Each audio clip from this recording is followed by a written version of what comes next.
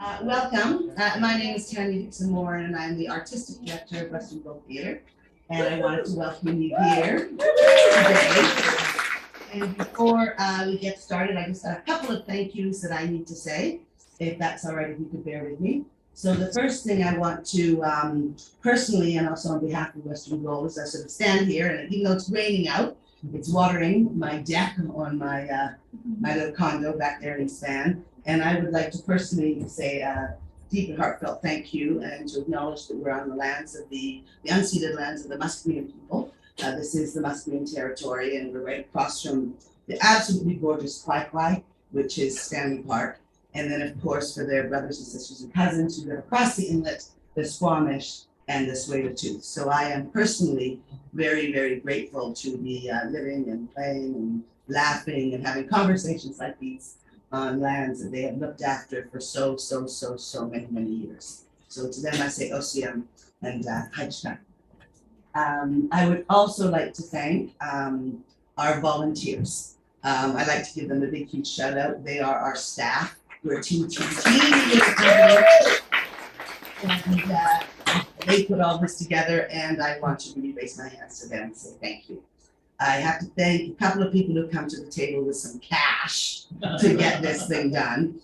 So you'll see funders in our program guide, but really specifically for this event and this amazing show, 90 Days, I have to thank the City of Vancouver, the Canada Council, the Department of Canadian Heritage, which is really funding these conversations and all our online work that we're doing, and also the Jaffa Foundation. So that's important. I have to thank the playwright who's here, because we would not be here if it wasn't for Celine Ramtula, who's just there, and the playwright and, who got all of this going.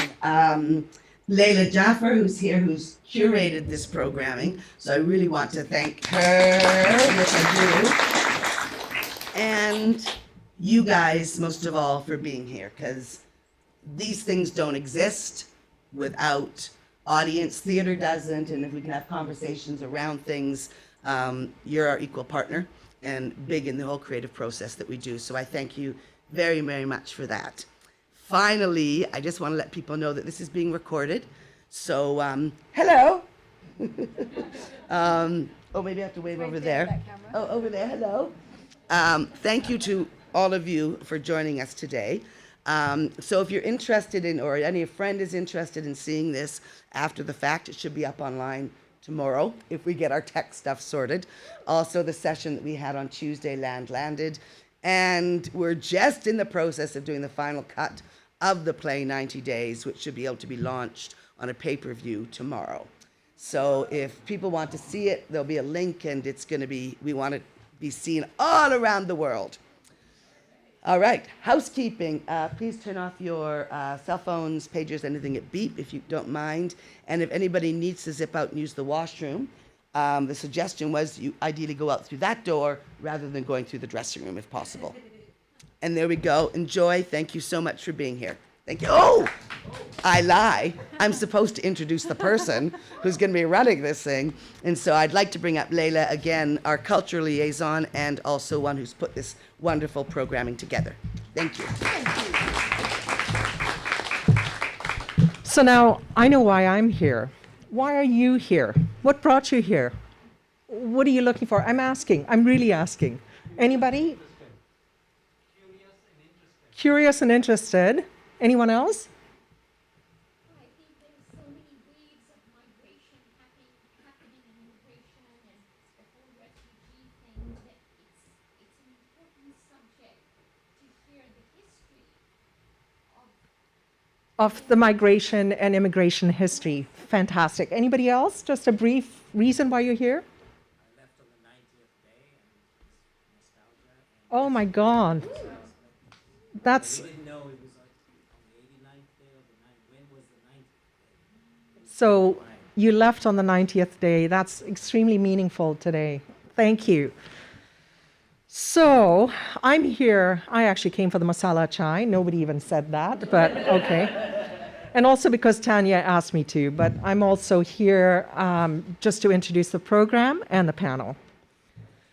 Now, when we asked Thasim Samji to moderate this panel, and she agreed, I knew right away that it was going to be really animated and perhaps even a little provocative, because she can be. Because she's a human who's so passionate that she puts 100% of herself. She's full of vim and vigor and takes on any opportunity that she takes on, she really puts her heart into. Taslim is not from Uganda. I'm sorry, if I don't face you guys enough. Sorry for having my back to you.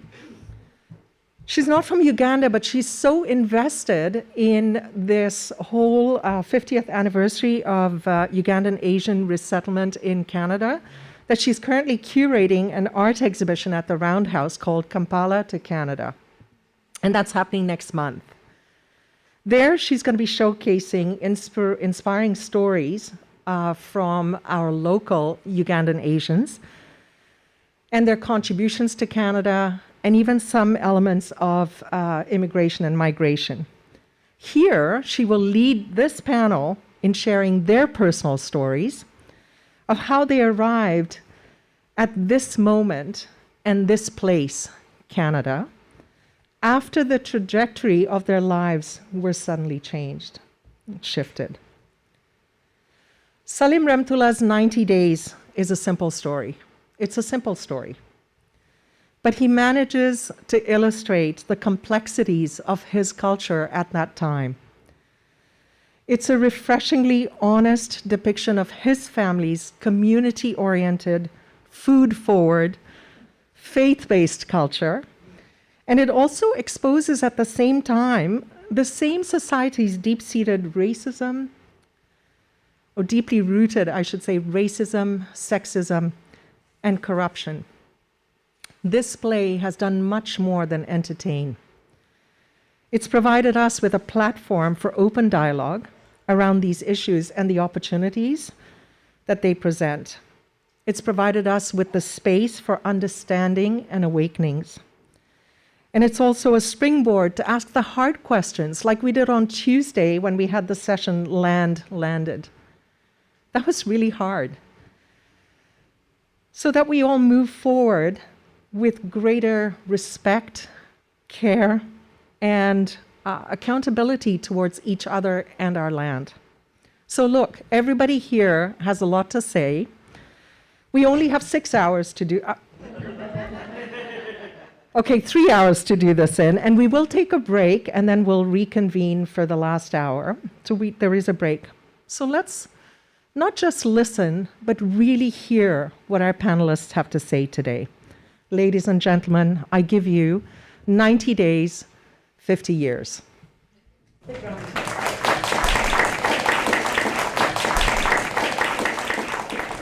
So before we jump into the conversation and the introductions of our incredible panelists, I just want to give you a brief overview of the format that we're going to use for this afternoon's conversations. We're going to cover 5 areas. The first is independence to expulsion, and that's the period between 1962 and 1972 after Uganda received independence from the British. And then we're going to move to our second topic, and that is we're going to look at those 90 days and what they looked like. We have Mike Malloy on the screen, and he's going to join us and give us his share with us his experience as Canada's representative in Uganda during this explosive part of history. And then we're also going to hear some personal experiences and stories as well from our panelists who are part of those 90 days and having to leave. Then the next section is the immigration experience, first arriving to Canada. And then number 4 is immigration to integration. And what is integration and what is it 50 years later? How have these lives unfolded? And just zooming into that. And then finally, Canada today, post-expulsion, the social political climate, comparing what that looked like in 1972 and what that looks like today. So we will be spending about 30 minutes on each topic, and that's not a lot of time, but hopefully we'll get a variety of comments and insights from the panelists. And if we have time in each topic, I will try and ask the audience if they have some questions. So, without further ado, I'm going to introduce our incredible panelists today. First, we have Dr. PARIN DOSSA, emeritus professor of anthropology, Simon Fraser University. Dr. Dossa received her education across 3 continents: Africa, Europe, North America. Her long-standing interest on displacement and critical feminist ethnography has led her to focus on the interface between social inequality, health, gender, and social palliation. She has an impressive number of publications as well. And then we have Gustavo. Gustavo Febres Lopez is an actor. He was born and raised in Venezuela. Gustavo inherited his love for the stage from his grandfather who raised him. Gustavo was a journalist in Venezuela and also appeared on stage at various productions in Venezuela. In coming to Canada, his journalism career ended, but his acting career has been full of live entertainment, numerous film and TV roles, commercials, and voiceover. Gustavo gives us a different perspective of immigration from the Ugandan Asian experience, as he's from Venezuela. So he will, I think, jump into the conversation in the 3rd section as we explore Uganda and the 90 days first. And then we have Shahira Tejpar, artist extraordinaire, retired immigration professional.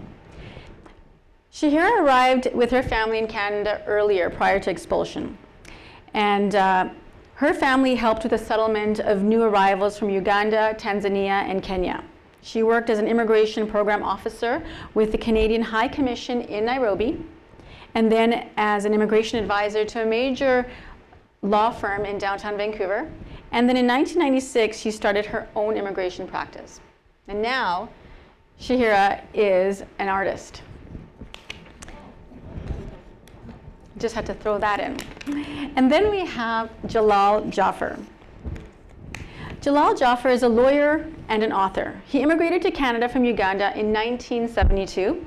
He obtained his Bachelor of Science in Economics from the London School of Economics, and then a Master of Science in Economics from the Queen Mary College, and then a Bachelor of Law degree at UBC. He has been practicing law in British Columbia since 1978, and in 2015 was conferred a Queen's Counsel by the Government of British Columbia. He has held various senior leadership positions within the faith-based community he belongs to, and most recently, he's published a book entitled Memoirs of a Uganda Refugee, A Journey of Hope from Kampala to Vancouver. And last but not least, we have Umida. Umidali Switlo. She came to Canada as a teenager, as a refugee in 1973, so she had a long journey before she got here. She is a marine biologist, a toxicologist, worked in childcare, is an entrepreneur, and community activist focused on HIV and AIDS and the environment. Actually, and then we also have Mike Malloy, retired Canadian Foreign Services officer. He's going to join us in the second portion of the conversation, the second area of topic. And so I will give him a bigger intro. I will read out his bio at that point. So let's begin the conversation. Independence to expulsion, from the way we were to the state of being stateless. So I'd like to ask Jalal if he could start this conversation.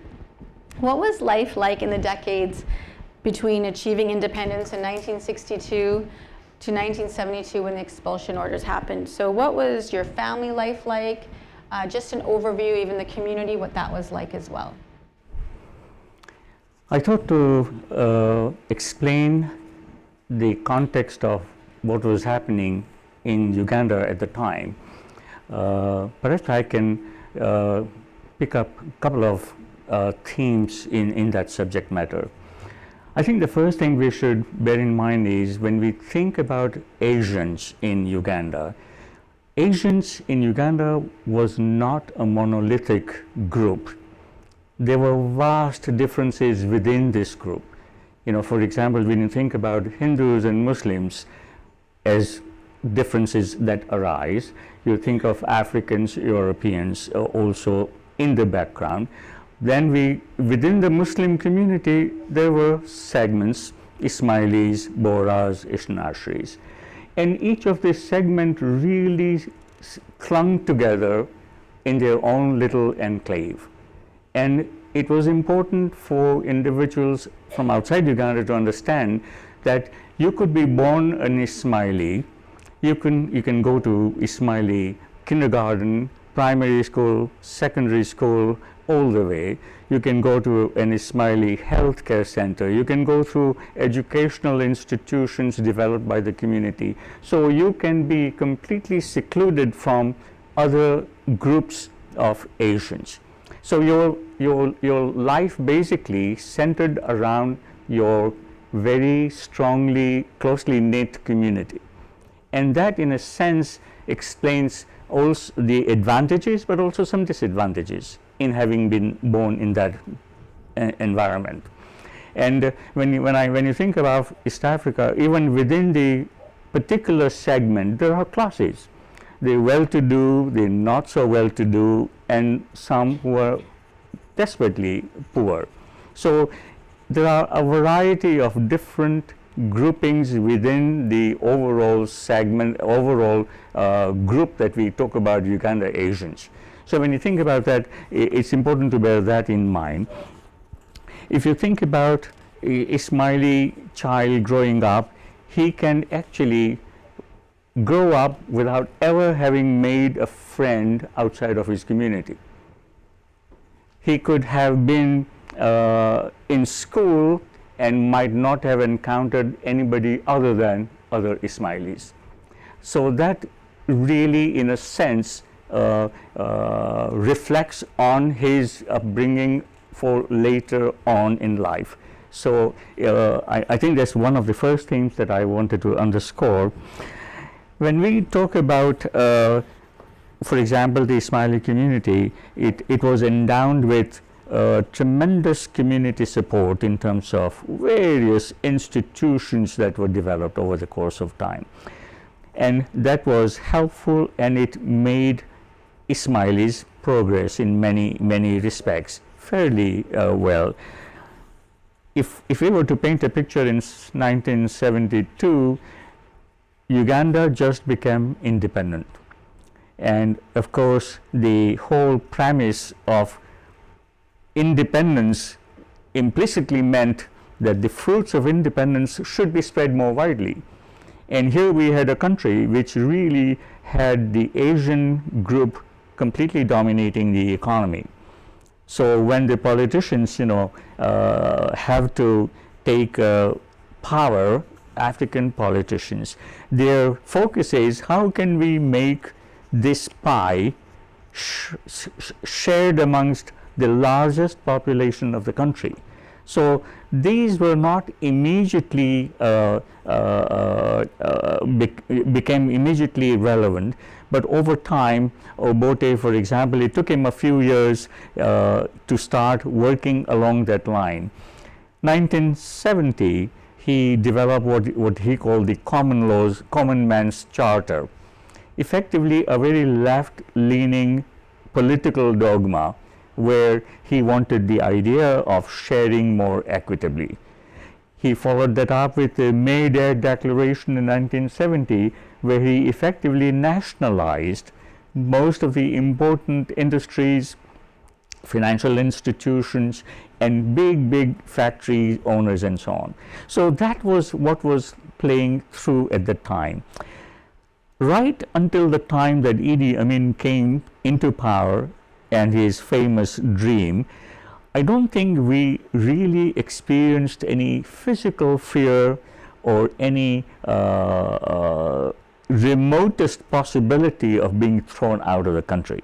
That would not have crossed anybody's mind. And I think the play that we've been watching over the course of these last few weeks, it underscores that point, that very much most people thought very strongly about, this is my country. I have no connection with anywhere else. Now there was the Hindu segment which had connections with India, but if you look at the Ismailis by and large, had burnt all their bridges from wherever they came. So they had no other place to go except be in that country. And they would never have envisaged anybody saying, out you go. live alone within 90 days. It would never have occurred to them until it happened. So there And were that's why signs. emotionally it became so traumatic. So there were signs that, but it seemed like even from watching 90 Days that not everybody were paying attention to the writing on the wall, and that they lived in these bubbles of safety and security, and just expecting that their life would progress as it had progressed for generations. Dr. Musa, I know that this is a particularly interesting part of your research and your studies in terms of looking at that this part of history did not happen in a vacuum, just as Jalal was saying, the writing was on the wall. Can you further explore what were the political conditions and what was leading up to this moment in 1972 when the expulsion orders happened? Because sometimes we tend to think that things happen all of a sudden, but we don't realize that there was a lot of writing on the wall. There was a lot of things that led up to that. So 90 days, 50 years is a time for reflection. And it was a coincidence that 3 days ago, my granddaughter came to me and said that she had a school project on heritage. And she asked me to identify a couple of photos. So I dug into my archive and I found one particular picture that was interesting because it resonates with the theme that we are discussing. The photo is that of a school where I was also a participant, and all the students were Asians. The person in the middle was a teacher, was European, white. And so immediately, as I started looking at this particular picture, I realized that we were already rendered vulnerable. This is because the British colonial administration had placed Europeans at the top, the Asians as being the middle sector, and the Africans in the lower echelons of the social economic ladder, so much so that we did not even see them. And that's why there were no Africans in this particular school. And having a European sitting in the center said a lot. So when I think about the events that occurred at this particular time, I began to realize that we do need to spell out the colonization script. Because Uganda had been colonized for seven decades. And when I looked at the photo of Idi Amin, you can see this in Google as well, and I see that he is wearing a military uniform that was a product of the British administration, and he has won a lot of medals. So I think when we think of him, he was a dictator. What he did was brutal. Not only did he displace Asians, but at this time there were thousands of Africans who were killed. That's what I understand. There are no numbers kept.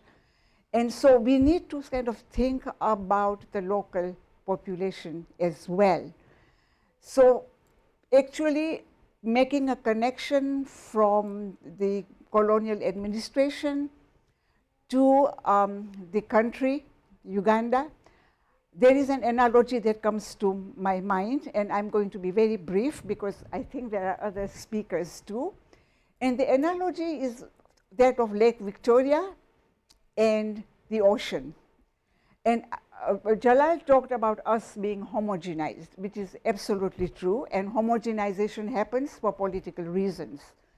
So when it came to the lake, we were confined to the lake, and we were in fact informed that you enjoy the beauty of the lake, you have a good, viable economic status, but do not look at the ocean. And the ocean, this is a metaphor, the ocean contained the heritage and the traditions of the indigenous African population that we never ever learnt about in school, at least in my early years. It was only later on that we started hearing about, African authors. So what I want to actually emphasize is the point that, not only were we rendered vulnerable, but when we look at Lake Victoria, we will see that it's connected to 3 countries, Uganda, Tanzania, and Kenya. And essentially, and I have a map here that I just want to show you. Essentially, first, Africa was never divided into nation states until the Berlin Conference of 1884 and 1885. So people were free to move around, as you can see from this particular map. And so later on, I will talk about nation states as units that breed violence, that displace people. And this is the story that actually explains why we were expelled from our country. And I just wanted to portray the broader profile. So there was an integration between the different groups of people who were living in Uganda, and that is sort of a product of colonialism. Umida, you wanted to say something. I'm just going to give you a little different point of view because I'm way younger, and I want to say that Independence Day was so exciting. It was amazing. Like, do you remember in Kololo, the parties, the watching the beautiful African dances and all that? And I have to say that as a young Ugandan, I led a very integrated life. I went to an Ismaili school, and then I went to a white school that had a lot of black children in there. And so I had a very integrated life. And I think that helped me in so much for the rest of my life. I definitely have seen that through my interviews, is that the experience that maybe your parents had and the attachment and the way that perhaps the ideas that they brought from or inherited from their parents and then their homeland, is so different with the next generation who grow up in Uganda. They are more accepting, and this is their normalcy, and they're not bringing all of that with them in their experiences. Your mother had a school there. Yeah. And I know you have a really interesting immigration story, so I want to hear the first half now, because I know that there's another part that connects to that. So if you could even just tell us about your home life and about your mother and her school. And I want to say that, I want to just, that your mom taught Idi Amin's children. And I know I should let you say that, but I was like, wow, that's pretty incredible. Well, my mom wasn't from a wealthy family, and she went to England and she was educated in the Montessori system, and she started a school with an African partner, and then she started another school, so now she had 250 children under her care in Uganda. And what an amazing woman. She isn't with us today. She wrote a book about her life. She really was like one of those women that just never took no as an answer. So the part you're asking me about, is it all the way to the time Idi Amin comes to her? Is that what you're thinking? You know what? Keep that? Let's do, well, actually, we're going to get right back to that. But with Shahira, I know that you left earlier. You didn't wait for expulsion. Your family left Uganda earlier and came to Canada. What was the thinking behind that with, with your family? How did they decide that? Well, we explored this earlier, that, the undercurrents were already there. And, there was independence happening in all these Ugandan East African countries, not Ugandan East African countries, Tanzania in 61, Uganda in 62, Kenya in 63, and then there was the Zanzibar Revolution in 64. So the undercurrents were already there of things changing, and as Jalal said, that the majority of the people wanted, to have a piece of the pie, quote unquote. And so there were changes. So in my father's case, what happened is he was very involved with Lions Club in giving back and doing things for the community, etc. And so there was this big convention happening in 1967 in Chicago. 50,000 people attended from all over the world. And so my mother and father decided, let's go to the Lions Club convention. They came to Chicago, did that. Then there was Expo 67 in Montreal. So they said, right, let's go to Expo 67 in Montreal. And while we're in Canada, let's go and visit Zinat Virani, who is a fellow countryman from our hometown in Mbale, Uganda. He lives in Vancouver. He immigrated there 2 years ago. So let's go and meet him. So my parents came to Vancouver in 1967, met him, and that's where, you know, Mr. Virani started talking to them and saying, you know, the undercurrents are there. We need to diversify as a community. We need to set up other bases other than just East Africa. And, you know, you've got a successful business running in East Africa. Have your family or your brother run it, and one of you should come out here and set up a base. And so that's exactly what he did. He went back to Uganda, and in 1968, he made his application through the Canadian Embassy in Beirut. At the time, it was located in Beirut, and he got his visa, and in 1969, with 4 kids in tow, he moved to Vancouver.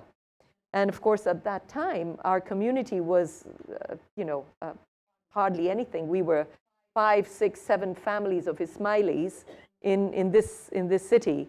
There was no Jamaat Khana. There were no institutions set up. We would have Jamaat Khana in our basements of our homes once a month, where we would get together and be with each other and say our prayers and learn about how to go about this new Canadian life of ours. And so it was a very different kind of situation for us Ismailis in those years.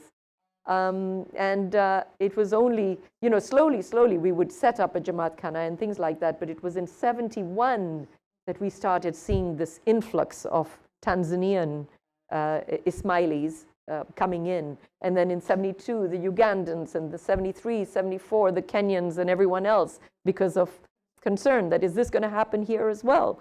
And so, yes, we did witness the immigration, mass immigration of our community in those early years from 1969 right up to 1974. And that was so helpful because we know that when the influx came in, that there was a base there that could help them integrate. But before we get to that, I want to jump right back to Mira because you have an incredible story. So take us to the 90 days and take us to when, you know, even to, you know, as we get into the second topic, and we'll have Mike join us.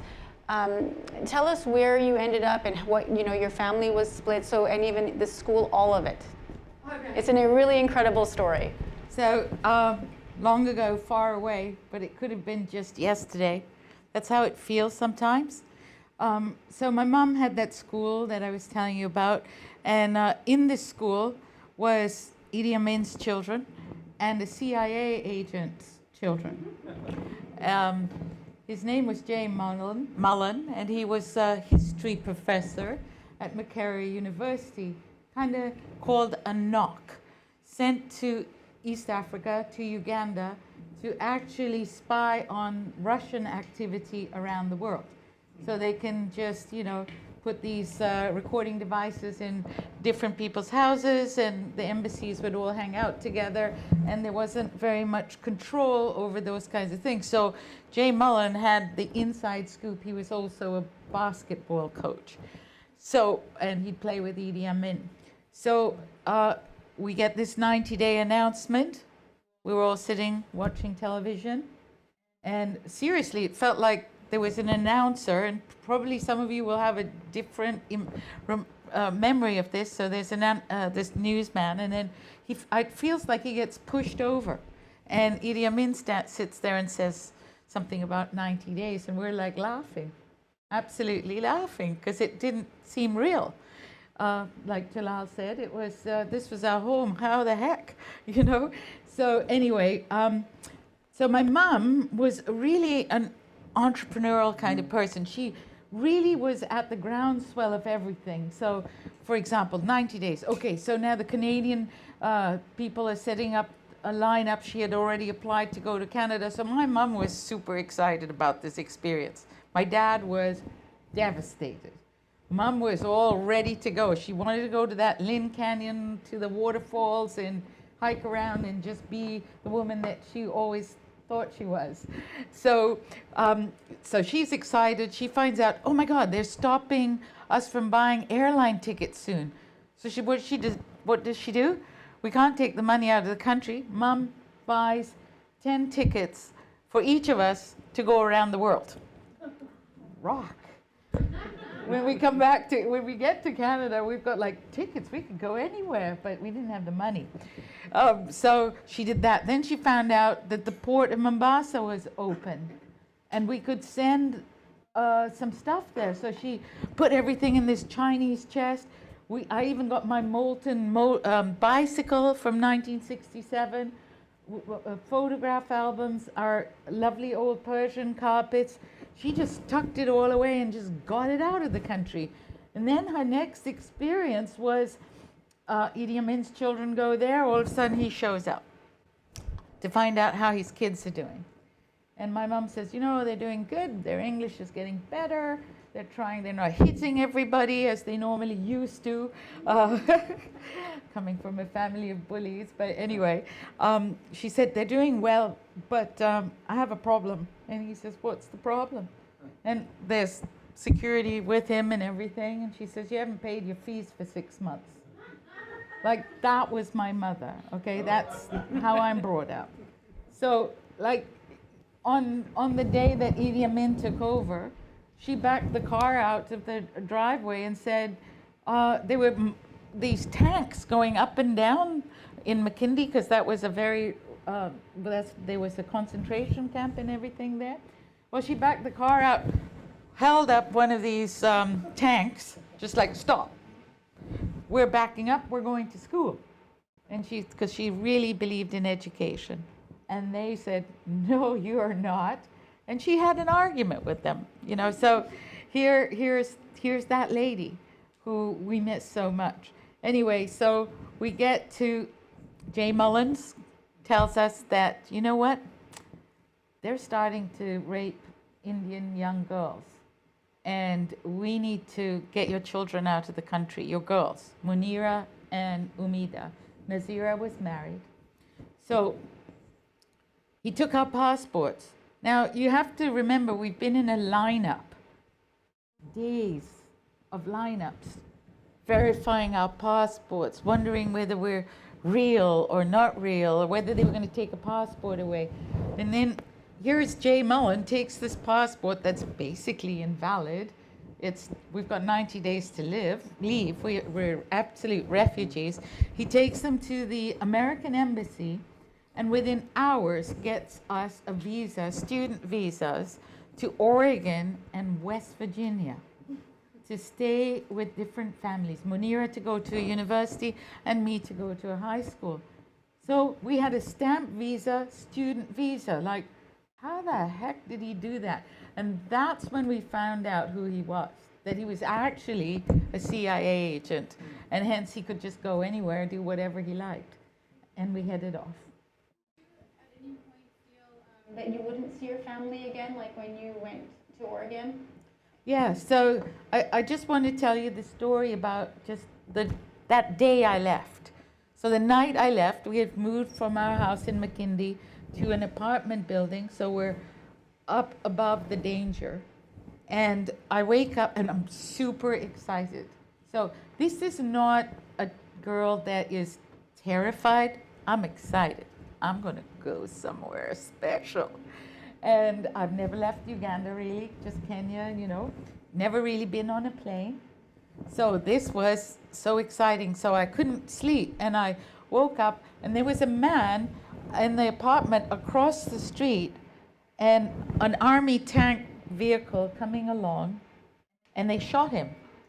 And he fell to the floor, to the 3 stories down. So that's one thing. Now we're going to the airport. Now Umida's in a different state of mind.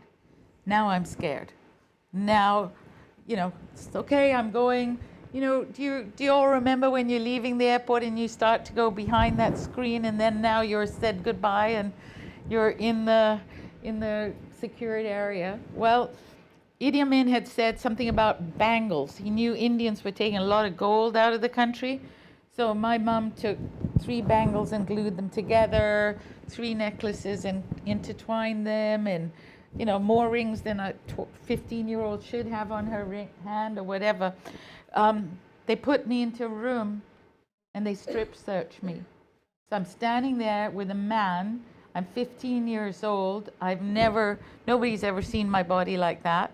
And I'm naked. And then all of a sudden, I hear screaming and a gunshot. And he leaves the room. And I'm waiting, and I'm like, okay, I'm gonna put my clothes on. So I put my clothes on. And I look around the corner on a desk, and there's my gold jewelry. So I grab it, and I put it in my pocket, or purse, or whatever it is I had. And then I realized what's happened. An English girl, and this tells you a bit about privilege. She has had her stuff, her suitcase searched, and she had a piece of tungsten, and they thought it was a diamond. So they were giving her a bit of a hard time. Now her father came around the corner where he shouldn't come and started yelling at them, "What are you Africans doing?" And they shot him. So when they shot him, that's the big ruckus that was going on. So I put everything in my handbag, and then the flight was called. And I get out, and if you can remember, you come out, you're going to walk to the plane, and you can see your family up there, right? And I yelled at my mom, "I got the jewelry!" And my mom, in her wise way, said, "Chup! Get on that plane, bye." That's my last day in Uganda. Wow, thank you for, you know what, thank you for being so honest and for sharing that. You know, and a lot of the conversations I've had with different people, they've had different experiences, and sometimes it's this idea that, was there a threat? Like they heard that there were that people, you know, and as the ways different communities and gossip and ideas stories can be embellished. So there's always been this fear and this threat, but nothing that they had actually witnessed. And then I realized actually people have witnessed a lot of things, but these are not the things that we share, and there's not these spaces to share those things, but they're so important. So thank you so much. And I think that takes us to the 90 days where we're going to talk to, if I look in this camera, he can see me. If I look at him on the screen, I can see him. So I'm going to go back and forth. But we're going to have Michael Malloy join us. So hi, Mike. I'm just going to give you a brief bio about Mike Malloy. He's a retired Canadian Foreign Service officer. As a career Canadian Foreign Service officer, Mike served in Tokyo, Beirut, Kampala, Minneapolis, Geneva, Amman, Damascus, and Nairobi. In 1972, he ran the selection section of the team Canada sent to Uganda to rescue thousands of Asians who had fled as a result of the expulsion orders. So, Mike, can you hear me? Yep. Okay, wonderful. Can you hear me? I can. We all can. Thank you. Welcome. So, prior to 1972, there wasn't an immigration office in East Africa. So, can you tell us where the office was and the countries that it covered? Yeah, when Canada opened its doors to the world, it started in 1962 and then gradually opened more and more. We didn't have enough resources to put immigration offices in all the countries. So we opened a series of area offices. And the one that I ended up with my family in December of 1971 was in Beirut, Lebanon, the Pearl of the Middle East, it was called in those days. And we covered 38 countries. So that included Iran, Turkey, all of the Arab countries of the Middle East. And then we skipped from there to Eastern Africa. So Kenya, Tanzania, Uganda, Zambia, and the beautiful countries of the Indian Ocean, and several other countries that we actually never even found. So we had 38 countries. There were six officers in all. And so we spent an awful lot of time in the air or in hotels and embassies and whatnot around our territory. So it was a huge operation in terms of territory, very small operation in terms of the number of people involved. I just find that fascinating. One office covers all those countries.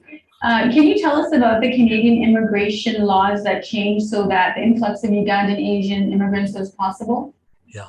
Okay. Well, it started in 1962 when under the Diefenbaker government, they passed something called the Bill of Rights and realized that the immigration rules were completely out of whack with what a progressive country should have. So in 62, Canada's first female cabinet minister, Ellen Fairclough, changed the regulations and made it possible for people from anywhere in the world to immigrate to Canada, as long as they could convince an immigration officer that they had the resources and the experience and the skills to establish themselves. It was kind of left very much open to the officer's discretion. So in 1967, a more important thing happened where they brought in something called the point system, and that meant it was designed to sort of say, if you're living in Dover or you're living in Denver or you're living in Denmark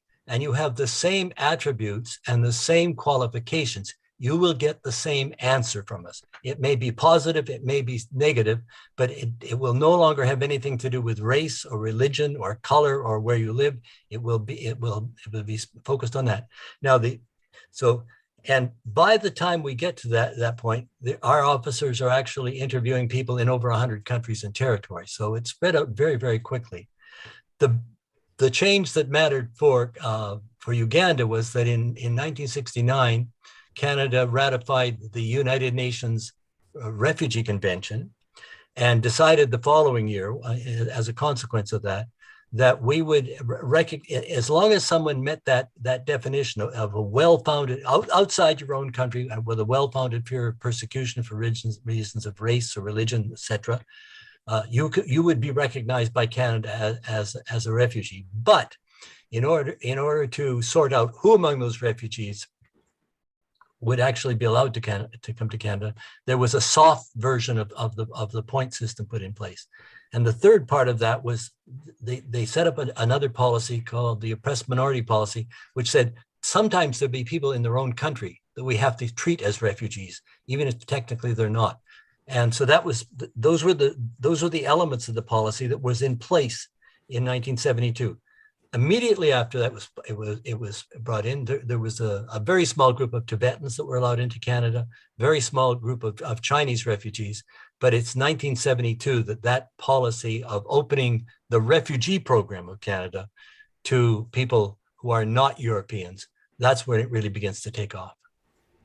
So overnight, you're responsible for the team that you opened offices, an immigration office in Uganda, and now you had to process thousands of applications quickly. So can you tell us about a number system that you mentioned in an early conversation of how your team was able to process thousands of Asian applications, and what was so amazing about this process?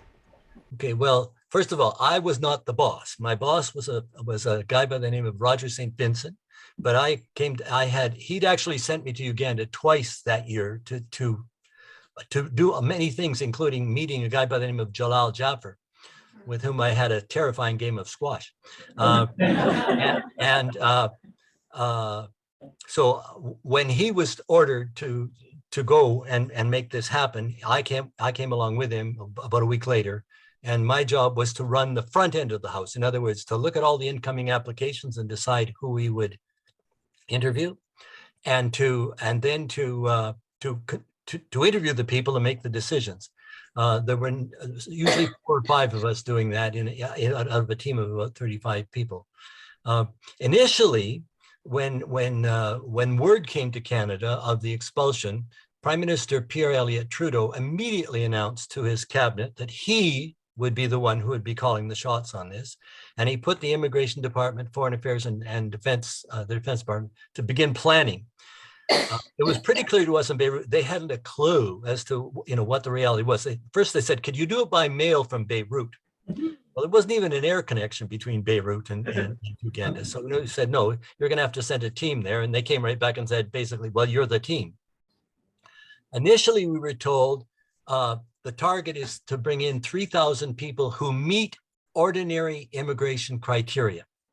Bearing in mind their particular circumstances. It was one of those weasel word things that the bureaucrats like to do, that we want a perfectly square circle kind of thing. So when we got there, Roger went, there was no Canadian office there at all. Roger managed to get space in something called the IPS building, thanks to the Ismaili community. He had a couple of local craftsmen make all the furniture. The furniture was very crude, but it was all pure teak. I just wish that I could have brought some of it home. A team came in from Canada, three fantastic young women who were visa typing experts and a clerk, and then officers came from various parts of Europe. We all arrived on the 5th, by which time Roger had the office set up. In fact, when I arrived at the office, the furniture was coming in, and he just grabbed me and said, here's the floor plan. I've got other things to do, set it up and come to my office this afternoon or when it's all over, so we can figure out what we're gonna do, because believe it or not, we're opening tomorrow morning. The real problem that we had was, how do we communicate with people? We had 60 days to move thousands of people.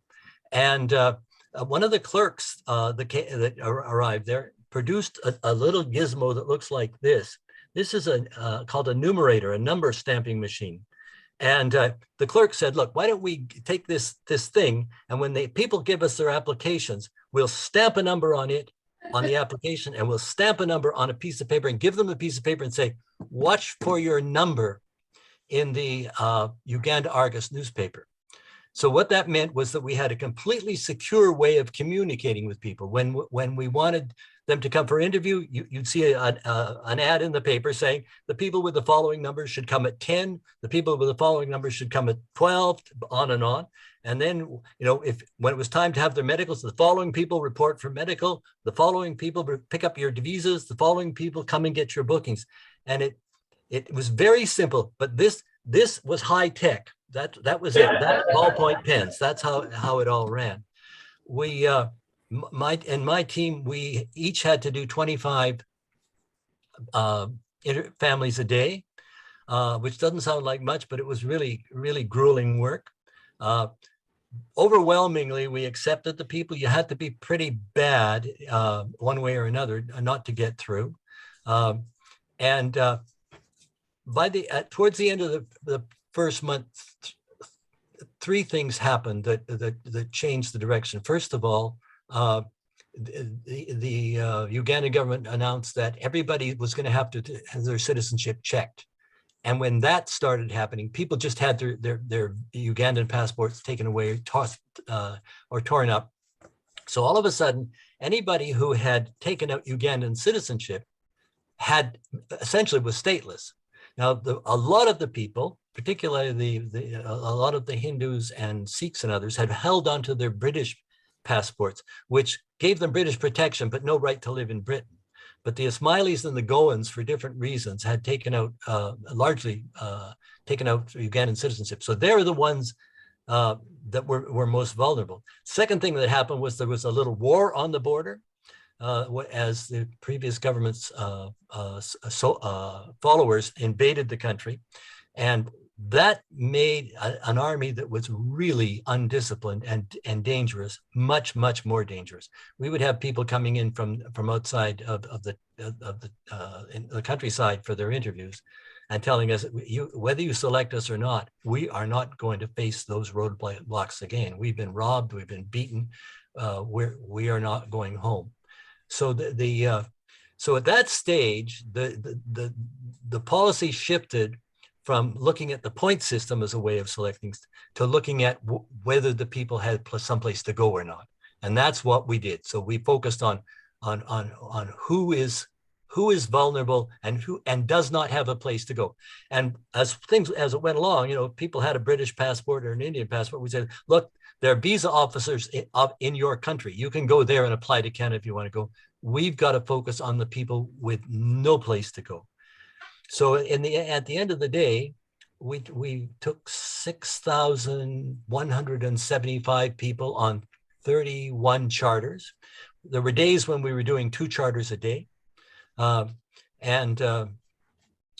we got as a result, we got a lot of people to Canada very quickly. And they did very, very well. So that was super efficient. Mike, is there a particular story of an Asian applicant that you can share with us that's, you know, particularly memorable for you? Yeah, there's one I'll never forget. I have nightmares about it. It was the second week of October, and we were all interviewed. By that time, the system was working. The medical system was working. Everything was working well. We were pumping the cases through very, very quickly through the whole process. And the man who had been brought in to control traffic coming into the office, a man by the name of Mo Benoit, toughest man I ever met, came to me one day, and he, as I'm on my 3rd or 4th interview, and he says to me, Mike, there's somebody you need to see right away. Now, he and I had words the other day, and I was about to tell him to push off when I looked up, and he had a redder face than I did, and it was white. So I said, okay, right away, just let me get rid of this fellow in front of me. So I said to the chap in front of me, please, you're accepted. Go over to Mr. Colfer there, and he'll tell you what to do next. And Mr. Benoit arrives with a very tall, very handsome, very well turned out Ugandan policeman. And the policeman had a submachine gun in one hand, something you didn't see on the streets very often. And he had a chain in the other hand. And at the end of the chain was a pair of handcuffs. And in those handcuffs was a little Asian man with matted hair. Obviously, it hadn't had a chance to bathe in a long time. Clothes looked like they'd been slept in because they had. And so I said to the policeman, can you take the handcuffs off? And he said, no, sir, I can't do that. So I took the 2 chairs I had and put one behind the other and asked the policeman to sit down in the back chair and let the man with the chain sit in the front chair. And then we sort of leaned across the table to talk to each other. And I asked him what had happened. Well, the problem was the people with Asians with Kenyan, Zambian or Tanzanian passports were given 3 weeks to get out of the country at that stage. And he was married to a Kenyan Asian woman. So they did the smart thing. They drove to the border, and as she went to cross the border, of course, she was searched. She had her gold jeweled with her. So they let her go. They kept the gold, and they sent him to the Kampala jail. And he'd been in jail for about a week at that time, in a cell with several hundred other people. Now, he had not been able to lie down, all that time. His family had tried to get him out, and there was no way it was going to happen. But guess what happened? The morning that he showed up with us, the family had opened the Uganda Argus, and this man's number was there. So they took the newspaper to the warden. The man produced, God knows where he'd hidden it. The man produced his little piece of paper that had the Canadian number stamp on it. And the warden decided to let him come to his interview under escort. So those were the circumstances. And I thought, okay, there's no way this guy is going to be turned away, but I have to go through it. And glory be to God, he was an auto mechanic, which was the highest points you could get. He spoke reasonable English, and he had an auntie in Canada. So, bang, bang, bang, he's in. So the next thing is he's got to have a medical examination. And so while this is going on, the police sergeant kept putting his machine gun on the ground, and then remembering himself, picking it up. He did that 2 or 3 times. And every time that gun came up, you could hear this enormous sucking sound from the 50 people in the room at the time. I mean, it was deathly quiet, other than that sound. So, anyways, I said to the sergeant, we've got to take him over to see the doctor now. So we get up and go through this quiet office. And there's Dr. Pichet, the head of the medical team is standing in front of his little booth, and I explained to him what's happening, and he said, "Okay, I'll do it right now. Please take the handcuffs off." "Sorry, sir, we can't do that." So he goes behind the curtain with the man, and the chain, like the chain is under the curtain, and the man's on the other side. And so there I am standing with this man with a machine gun. But I noticed he had World War II ribbons, and he had one that my father had. So I explained to my dad has that medal. So it was so we became brothers in arms, kind of at a remove. Although the North Atlantic and the jungles of Burma were quite different experiences, I'm sure. Anyways, out comes Dr. Pichet, and he says to me, he's passed his medical. Now the medical required an X-ray, a blood test, a urinalysis, and a stool examination of all things. And I'm about to, and he looks at me and he says in language that you use when you're up against a pretty dumb bureaucrat, he says, "He has passed his medical." I sort of resisted the urge to kiss him on the spot, but in any event. And then the boss, Roger St. Vincent, shows up, and he's wearing this kind of military blue safari suit, and he plants himself right in front of the sergeant, and in his very Royal Canadian Air Force fighter pilot voice says, "This man is to be brought to the airport at precisely 7 o'clock tomorrow morning. Do you understand?" "Yes, sir." "Well, make it so." "Yes, sir." And Roger turns and sort of marches off parade, and the sergeant salutes. That's the impression that Roger made him. And so and Dr. Pichet says, "If it goes well tomorrow, Sergeant, the day after tomorrow, you can bring your family for a medical examination, all free of charge." So big smiles everywhere. And next morning, for sure, the couple of police cars show up, and out comes the sergeant, happily with no machine gun, but with the chain and the man on the end of it. Up the stairs, Mr. St. Vincent's waiting at the top, and he says, "Off with the chains." They come off, literally throws the guy into the airplane. And the sergeant says, "Can I look? I've never seen an airplane before. Can I look inside?" And Roger says to him, "Sorry, that's Canadian territory, but we're really looking forward to meeting your family tomorrow." So down they go.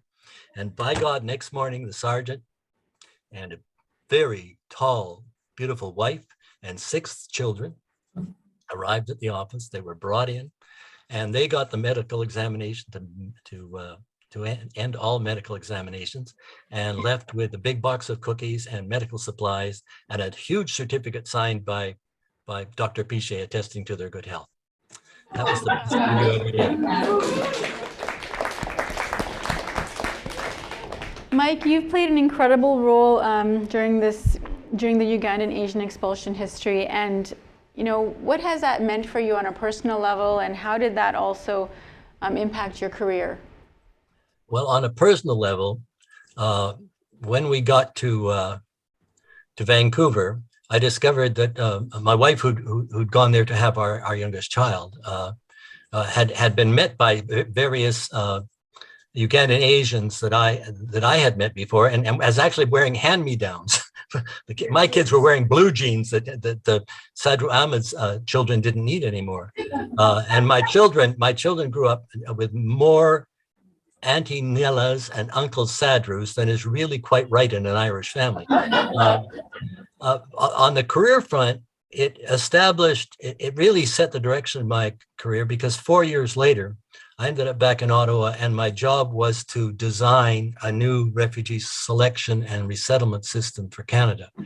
And everything from the famous sponsorship system to the criteria that we looked at, to the WUSC student refugee program, the fact that we got rid of the point system, the fact that we had the capacity not only to use the convention definition, but if you saw something that didn't comply, you could make a definition to fit. All those things were inspired by that experience that I had in Uganda. And pop forward 2 years from that, we're now facing the boat people. And one of the fellows who was with me in Kampala and had been responsible, among other things, for documentation, came back from Southeast Asia and said to me, we will not be able to move this 60,000 people with the system we have. And so I said, let's go talk to the deputy minister. So we explained to him what the problem was and what the solution was. And he said, why should I believe you? And we said, we were in Uganda. We know what we're talking about, sir. And the fact that we were able to bring those 60,000 people, the sponsorship, the special documentations, the special definitions we have, those were all rooted in the Kampala experience. Wow. Thank you so much for sharing your experiences with us, Mike. I think that, all of us here are also, in addition, just really thankful that you were part of that process for the community. And we thank you for your service to Canada as well. So thank you. First of all, I'd like to, before I go, I'd like to say hello to Shahira and to Jalal and to Umi, all of whom have been very, very important parts of my life. Oh, yeah, one thing that really connects the three of you is you all play squash. That's what I learned. Can I just ask one thing? Mike has this wonderful story about a hockey game and the Russian-Canadian hockey game that blows me away, that if you could just do it very quickly. Okay, Mike, you have a request. I didn't quite hear what. Omida was mentioning that there is a story about a Russian hockey player. No, Canadian hockey player. Okay, when they were playing Russia? And there's a meeting. And go ahead, Mike. Yes. Well, it's got two parts, but I'm going to tell you one part. And I'm just going to read you what was told to me. One of the people on the first flight of Uganda which left on the 27th of September was a gentleman by the name of Rai Sojani. And he had been in the police force, and he understood better than anybody else what was about to happen. So he got his family on the first flight out. And the flight took 30 hours. And 10 years ago, I asked him about it, and here's what he sent to me. In the very large mess hall, we were like zombies after 30 hours in the air, going through the immigration process. There were 9 black and white television sets and 2 color television sets showing ice hockey. There was a large number of army and civilian personnel. All of a sudden, all of the white personnel started dancing and hugging and kissing each other and even kissing and hugging some of us. He shoots, he scores. Canada beats Russians at our own game. Blessed Paul Henderson. So it's an amazing thing that the arrival of the first flight and that great game, which is now being celebrated as well, happened the same time. Thanks a lot. You're welcome. Thank you, Mike. As we're just about to move to the next topic, but before we get there, I just wanted to also ask Dr. Dossa about her experience getting out of Uganda. I understand your family was split all across as well. Yeah, it was very much of a ruptured experience for my family. And before I share my story, I do want to say a word or two about storytelling. I think, and we heard of stories that were very telling. I think when we share stories, we kind of share them in the presence of other people. Stories provide new knowledge. In this day and world, this knowledge is to be utilized to bring about social justice and equity. So it is in this context that I want to share my story. I do not want to share it in isolation from this particular profile.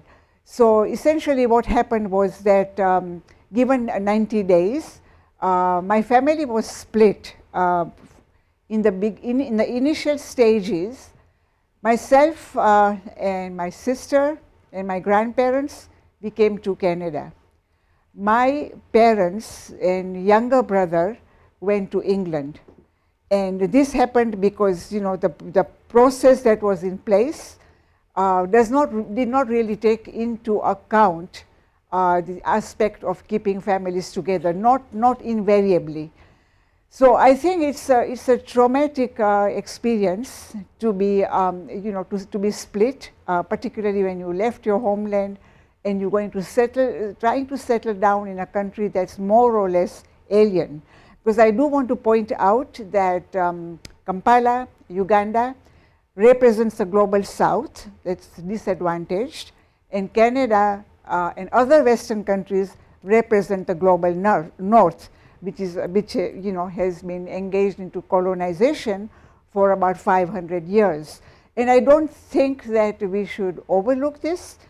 And when I think about it, I think that there was this particular notion that, and it is now supported by scholarship, that refugees, so-called refugees who came to Canada, actually were part of the cream of the crop. So the younger educated people were accepted prior to others. And so when I did come to Canada, I did find that I was subject to de-skilling process, that whereby your qualifications are not recognized. But it was very interesting that in my case, I had a master's from University of Edinburgh, so I think that my qualifications were in order. But the only reason why I could not get a position in my area of expertise was because my degree was in Islamic studies. And Islamic studies was not highly regarded at that particular time. Even now, it's not been given a lot of emphasis in Canadian universities. So when I was in Canada, I was asked to kind of undertake a trip to Europe, Scandinavian countries. And so I went to Denmark, because there were a few Ismailis there, and I found 12 families who had children who were differently abled, they were disabled. And so I asked them, why are you all here? And they said, oh, we are here because this is the only country that would have us. And of course, Denmark did not accept a lot of Ugandan refugees, but they did, they did accommodate these families. So I want to kind of bring home the point that we do need to engage into a politicized understanding of occurrences that happened in Kampala that I already talked about in relation to how we were actually placed in a position that was vulnerable, and coming to Canada, also finding that, and also this is also true now, and that's why I'm bringing it up, that we are racialized. So, for example, if you are an immigrant, you are always an immigrant, because it's the color of your skin really matters. And so I also did not have very pleasant experience in terms of my being at the university, at least initially. I was hired to teach a course in ethnic conflict. And having taught a course for the first 2 semesters, I began to realize that ethnic conflict essentially comes down to looking at countries where there is conflict which is attributed to internal forces. So the role of colonization is not brought to light. And so after a while, that we do have leeway to change our courses and modify them. So I said, I'm not going to teach this course because I'm not committed to talking about countries where there is internal conflict. So I wrote a new course outline, and Violence in War and Peace. It was a very popular course, and I taught it for many, many years. So I wanted to share my experience that even if it appears that we are in a country where we may consider ourselves to be better off because of the infrastructure of services, health, education, and so forth. There is a lot of work to be done, and I will talk about this later.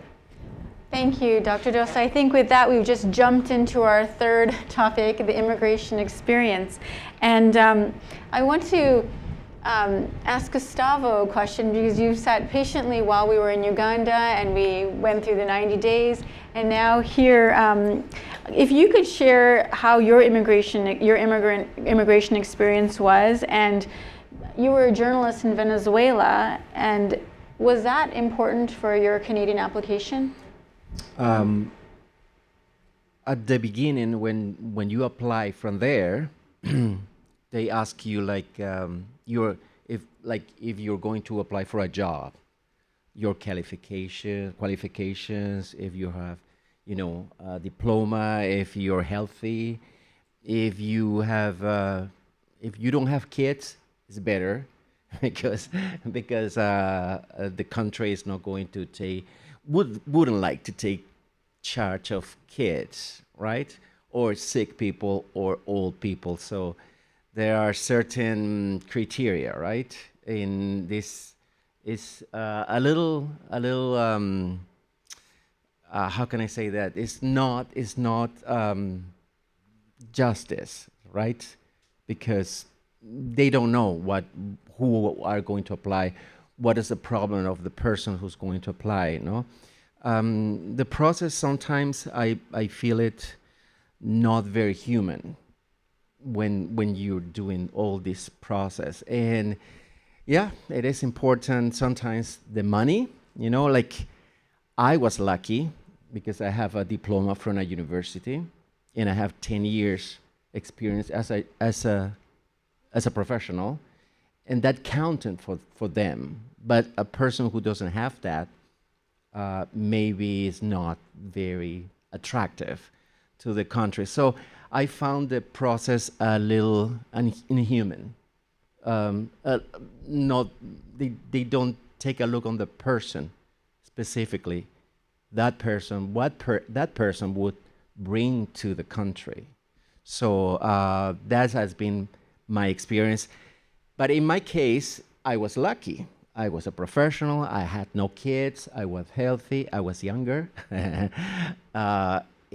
I was lucky. But a lot of people are not that lucky. A lot of people who have problems, political problems, for example, in the country. I'm from Venezuela, but a lot of these Latin American countries have a lot of political problems, dictatorships. Like people have to do what the government cannot opine, cannot speak out their minds, So that's kind of interesting right there, because I'm going to stop you, because there's another question where I wanted to ask you, and that's, when we see immigrants, are there things that we take for granted when it comes to understanding the immigrant experience? Like, for example, we might not realize the traumas or the connection, like even coming from a dictatorship, or what their experience with the military or police were. And, if you can talk about that. Yes. Again, I consider myself lucky because I haven't been through all these traumas. I've never seen somebody shot in front of your eyes. Somebody, I'm lucky in that case. But I have a lot of friends here in Canada nowadays, people from all over the places, and that cultural shock it's something that is in common with all of us, in less level or much bigger, but we all face that cultural shock. I was telling Tasnim that when I came here, I was afraid of police guys, because in my country, yes, I saw violence. Police guys, violating human rights. It didn't happen to me directly, but it happened to my friends, for example, and I see that. So I was afraid to even call a police. If somebody tell me, well, you call the police if you have this problem, I say, no, I'm not going to call the police. They're going to kill me. They're going to beat me up or something like that, because I had experience in my country that the police guys, the police department is corrupted, or they have money, they want money, or they give you a paper, but you have to pay them, or you have a transit problem, and you pay the transit guy, under the table. and they let it go. Things like that. So I was telling her that all these little things, like this cultural shock that we all experience coming into a country, you know, knowing people and a culture that we don't have an idea of how you guys in Canada behave, or you know, Halloween. No idea of Halloween before, so things like that. Well, it makes me even, it's just a gentle reminder to know that when people have come from different places, is to not assume that they're just integrated, and it's, you know, they bring so much more that we don't know about, and some of that stuff can be traumatic, right? Jalal, what was your immigration experience like, coming to Canada and, you know, finding work? You were married, right, when you arrived, and from Toronto to Canada. Just how are you greeted, and what was your experiences with the different people you met? But I can talk about my personal experience and perhaps observe things or people around. The two slightly different, because like what he mentioned, that he was lucky, I perhaps was lucky. Both my wife and I were educated in England, so we were exposed to the Western world in a far greater sense than most of the other Ugandan refugees might have been. So that's a great start. And having had the ability to interact with language skills and really on par with the people in Canada, it was so easy. So I can speak for myself. It has always been a very wonderful and incredibly gratifying experience all through my life.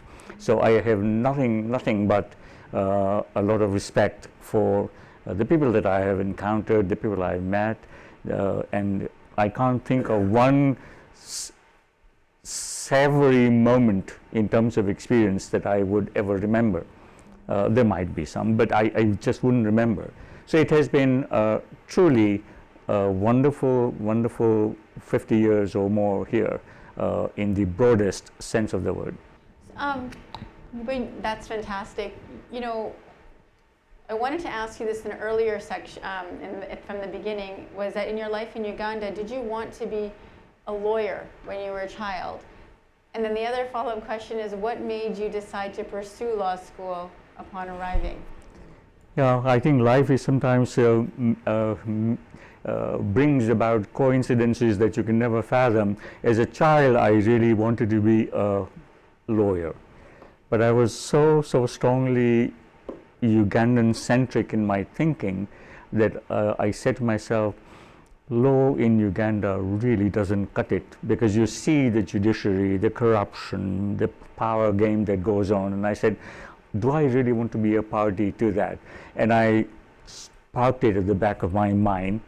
Coming to Canada, one of the most beautiful experiences was we were billeted with a Canadian couple in Toronto, Vera and Michael Ryan, who to this day are our very close friends. So Shamshad and I were with them for 2 weeks. And within that 2-week period, Michael and Vera had invited some of their friends for a dinner function. And amongst them came the Dean of the Faculty of Law from McMaster University, who eventually became the Chief Justice of Canada Supreme Court, Justice Yakabuchi. Now, I didn't know that. He was at that time the Dean of the Faculty of Law. And we were chatting about it over dinner, and he asked me similar questions. He was quite curious about Uganda experiences. We'd just been in Canada less than a week and a half. So he was curious to talk about that experience. And I mentioned that I am just got a job, or about to get a job with CIBC in Toronto. But I wanted to go to law school, but I changed my mind. So he stopped short and he says, Jalal, if you want to go to law school, just tell me. If there's anything I can do, I will make sure you get in. Don't give up on your childhood ambition. Essentially saying, Canada is a wonderful place for any profession that you wish you want to get into. Now, I didn't have to ever ask his help because it didn't turn out to be necessary, but that was the impetus, if you will, that gave me that encouragement that yes, I can go to law school and I can be a lawyer here, and that's in a very special sense propelled me to not hesitate when the opportunity came to apply for a law school. Isn't it amazing how somebody can say something to you? And I'm sure that he probably might have even forgotten if you hadn't reminded him or if you've seen him again. But we say these things and we don't realize what the impact is of just sparking someone's, giving them that little bit of making that space that you can be a lawyer. Shihira, I'm going to ask you a question next. You were a teenager when you arrived in Canada and you came earlier. So a couple things. One, what was the role your family played in helping other arrivals from Uganda and Tanzania and Kenya arrive, and especially with influx? What was that like? Well, there was no community institutional setup when we arrived. And so for those first few years, that's what they were doing, is with the handful of Ismaili families that existed, you know, the infrastructure started being set up, looking for a Jamaat Khana, a hall where you could meet on a regular basis every day to say your prayers. But it was much more than just a prayer hall.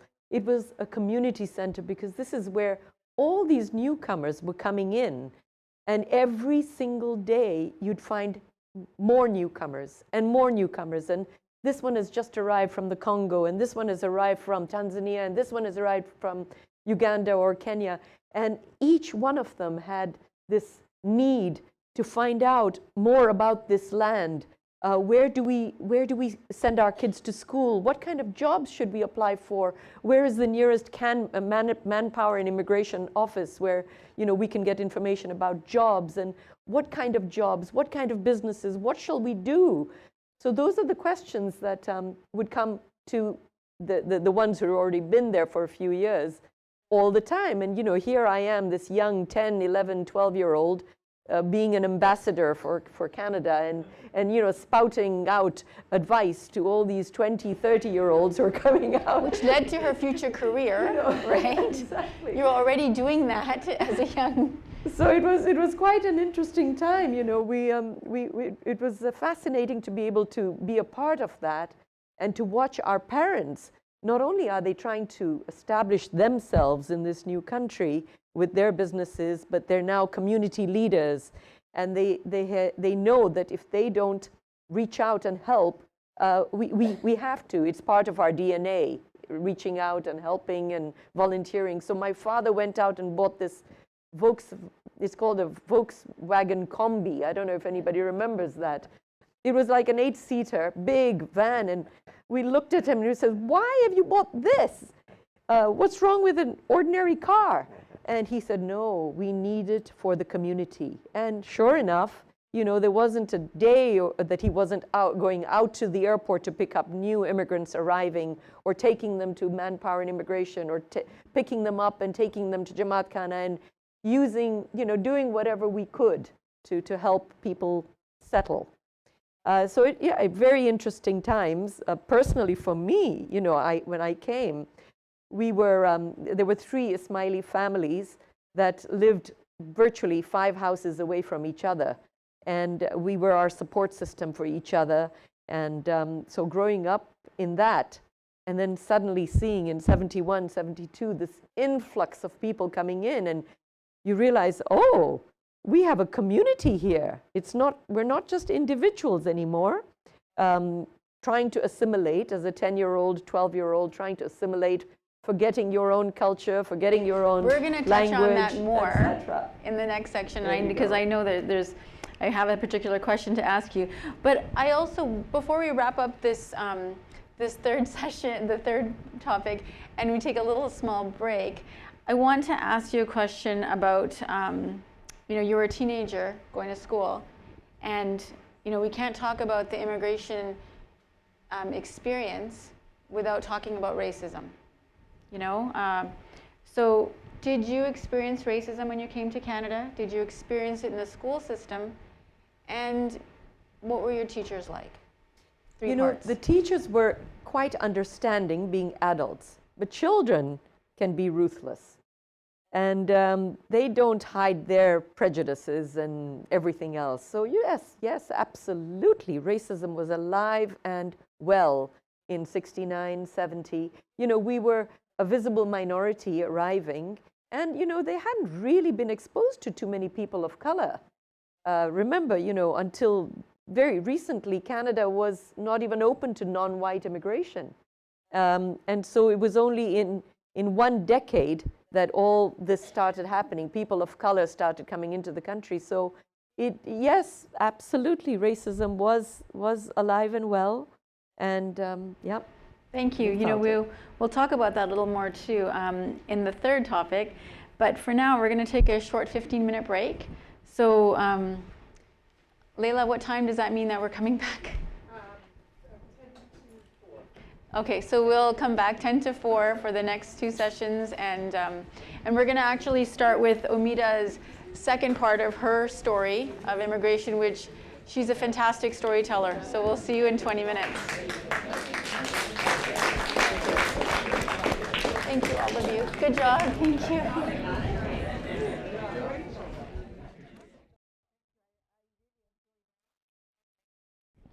Thank you to all of you for coming back and continuing this conversation. I think the first half, more than half, was really insightful, and the stories were, it was amazing to hear a different perspective than just what the summaries or the textbooks sort of give us, that really short sharing. So on that note, I'd like to ask Omida to continue your story, the journey of then coming to Canada and going back, and you know what that was like when you went back with your daughter 30 years later. So I want to start by letting you know that a 15-year-old going to, well, I went to Medford, Oregon, to a family called the Mullins.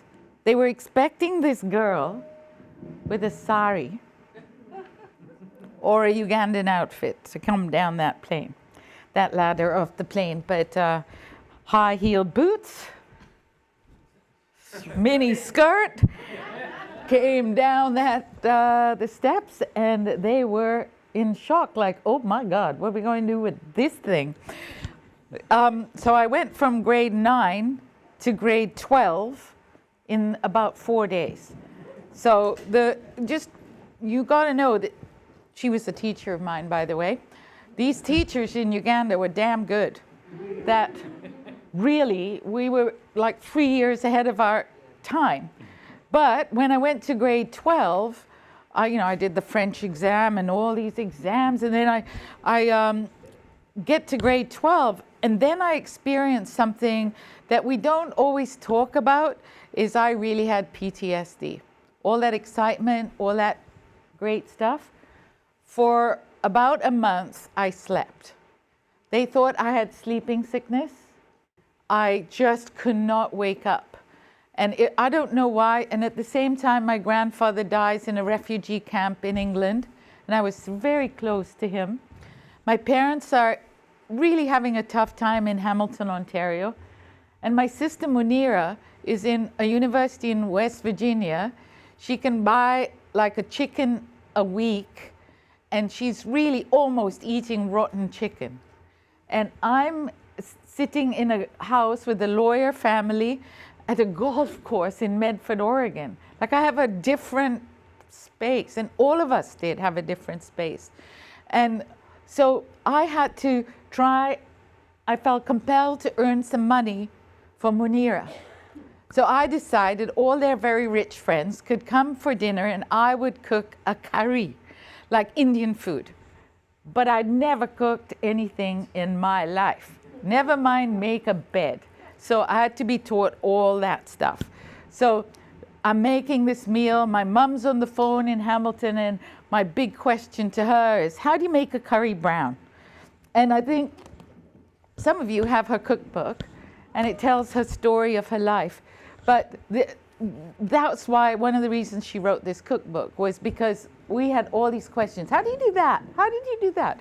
So I cooked a 5-course meal. All these rich people came. They paid me $50 US a plate. That was a lot in 1972. And I made them share samosas because I goddamn couldn't make samosa pur. And if anybody know about samosa pur, it's a hard thing to do. So they were 20 people, and so 20 times 50, you're adding up how much money I made from my sister Munira. The samosa pur, I mean, I literally cut the samosa in half and said, sorry, you're gonna have half, you're gonna have half. Anyway, I come to Canada. Now, just before that, they don't let me into Canada because my parents are in Canada and I'm 15 and my now passport is not a real passport anymore.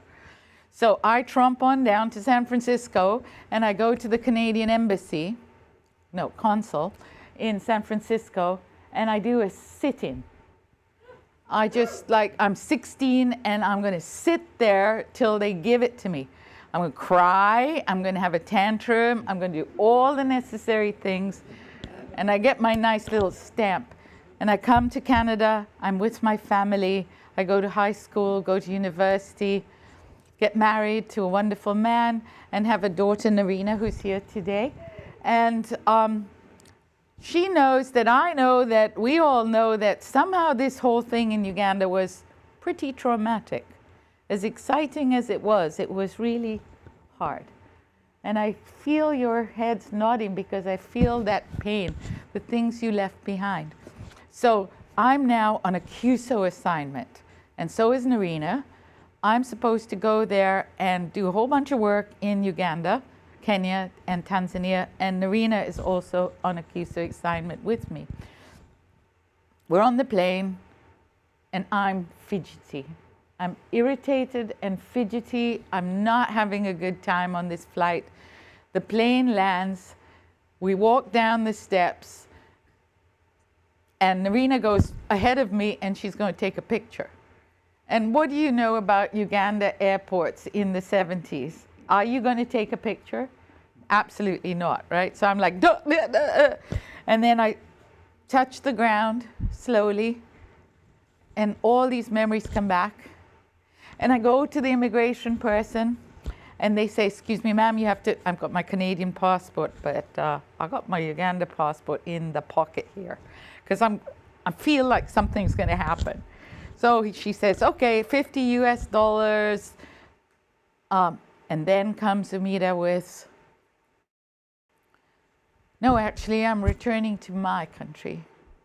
And I don't understand why you have to pay, I have to pay $50 to come back to my country, my home. You took my dogs away. You took my home away. All this is coming out. And then Narina's standing next to me going, shut up. Let's just pay the $50 because the next thing that happens is somebody with a gun comes. So that's anticipated in any African country like that. There is going to be a gun, and I'm terrified of, actually I'm terrified of a black man with a gun because it has a lot of things associated with it. And I'm going on about this dog thing and this thing, and the lady's looking at me like, well, let me get my supervisor. So she brings her supervisor, and the supervisor kind of listens to my story and says, Mom, Uganda has changed, and I want to welcome you home. And you know what that felt like? Like everything I hated about all those black people that kicked me out disappeared. That I got to cut, and then of course we have to make this story a little bit funny because it's so tragic and intense that I actually say, well, my daughter was born in Canada, can she get the free visit too? And Narina pulled my arm and said, nope, I'm paying the $50. But that feeling of coming back to a country, and I hope that every one of us in our lives are able to go to our parents' ancestral country or a country that we personally came from, to be able to feel that reconciliation. Thank you. You know what, I feel that, Amita, because I have yet to go to India. I have yet to go back to Tanzania, where I'm from.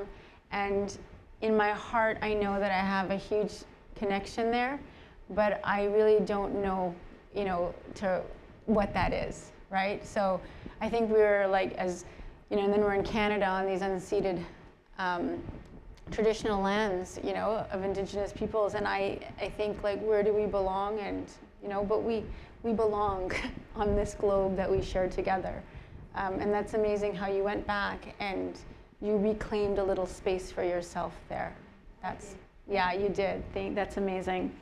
You know, in all the 5 topics that we have, there is just so much to unpack. So, and I can see where the time is.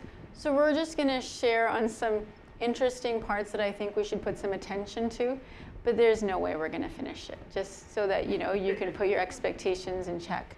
But I want to ask, you know, Shahira, you know, coming back, we were going to talk about, you know, you came a few years earlier, and there's that immigration experience when you're alone, when you're just a few people in a school. I remember being, you know, I had a twin, so I always wasn't completely alone, but, you know, being a handful of brown kids in a school.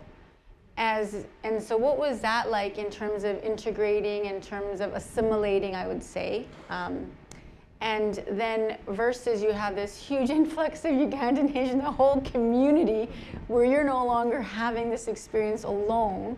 Can you talk about the differences there?